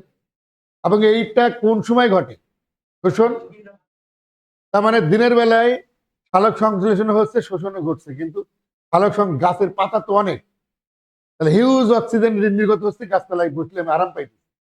কিন্তু রাতের বেলায় ওই গাছের নিচে গেলে এখন তো অক্সিজেনের আস্তে আস্তে ঘাটতি তৈরি হচ্ছে, কারণ শোষণ ঘটতেছে, সবাদ শোষণ, সবাদ শোষণের জন্য অক্সিজেন দরকার, তাহলে গাছই তো তখন উল্টা অক্সিজেন টেনে নিতেছে, বিষয়টা বুঝছে কিনা। এবং সে রিলিজ করতেছে কি, অনবরত রিলিজ করতেছে কার্বন ডাইঅক্সাইড, ঠিক আছে। তাহলে ওই কার্বন ডাইঅক্সাইড যদি একটা বড় গাছ হয়, তাহলে কার্বন ডাইঅক্সাইড নির্গমনের হারও বেশি, তাহলে অতিরিক্ত কার্বন ডাইঅক্সাইড কি আমাদের কি দম আটকায় দেয় না, শ্বাস প্রশ্বাস বন্ধ হয়ে মানুষ মারাও যেতে পারে। এই কারণে বড় গাছের নিচে বেশিক্ষণ থাকা, বুঝছেন, নিজের ভাষা লিখতে পারবেন। তারপর কার্বন ডাইঅক্সাইড গ্রহণ করে পরিবেশে অক্সিজেন সরবরাহ করে, আর ওইটা অক্সিজেন গ্রহণ করে পরিবেশে কার্বন ডাইঅক্সাইড ফিরিয়ে দেয়। তার মানে এরাই হলো মেন জানে জিগার দোস্ত, হ্যাঁ, সালোক সংশ্লেষণ আর শোষণ, একজনের সাথে আরেকজনের মানে খুব ঘনিষ্ঠতা, ঠিক আছে, একটা ছাড়া আরেকটা আমরা চিন্তাই করতে পারি না। কি সূর্যের আলো, সূর্যের আলোতে রাসায়নিক শক্তি রূপান্তর করে কি, এটা হলো তোমার ক্লোরোফিল, তাই না। পাতার ক্লোরোফিলে কি করে, সূর্যের আলো পড়লে ওটা শোষণ করে করে রাসায়নিক সৌর শক্তিকে রাসায়নিক শক্তি, তাই তো। ও আচ্ছা, এগুলোর অ্যান্সার আমরা সবাই পারবো। এবার ট্রাই করি।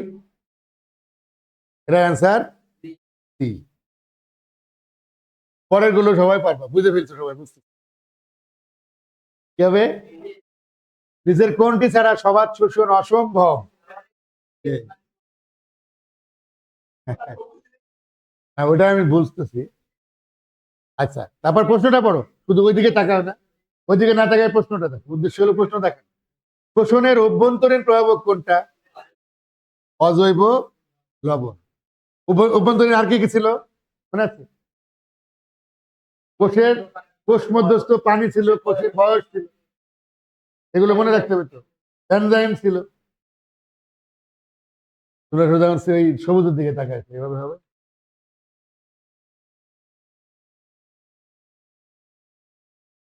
প্রোটোপ্লাজম বেশি থাকে, এখানে কি থাকে? প্রোটোপ্লাজম বেশি থাকে। তারপরে কি?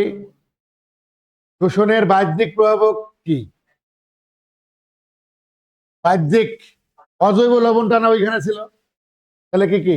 পানি আর অক্সিজেন, নাকি? 1 আর 3 দেখি ভুল আছে, একটু বলো তো। বাহ্যিক প্রভাবক একটু দেখে নি। বাহ্যিক প্রভাবক, এই যে দেখো, অক্সিজেন আর পানি হবে।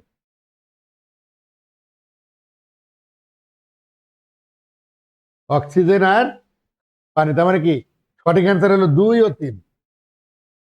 ঠিক আছে, 2 ও 3। ওকে, তাহলে গতদিনকার আমরা সালোক সংশ্লেষণ নিয়ে আলোচনা করছিলাম, আর আজকে শোষণ। এই দুইটা ভিডিও যদি দেখে, এই বইয়ের A to Z আমরা একদম পরিপূর্ণভাবে পড়াইছি।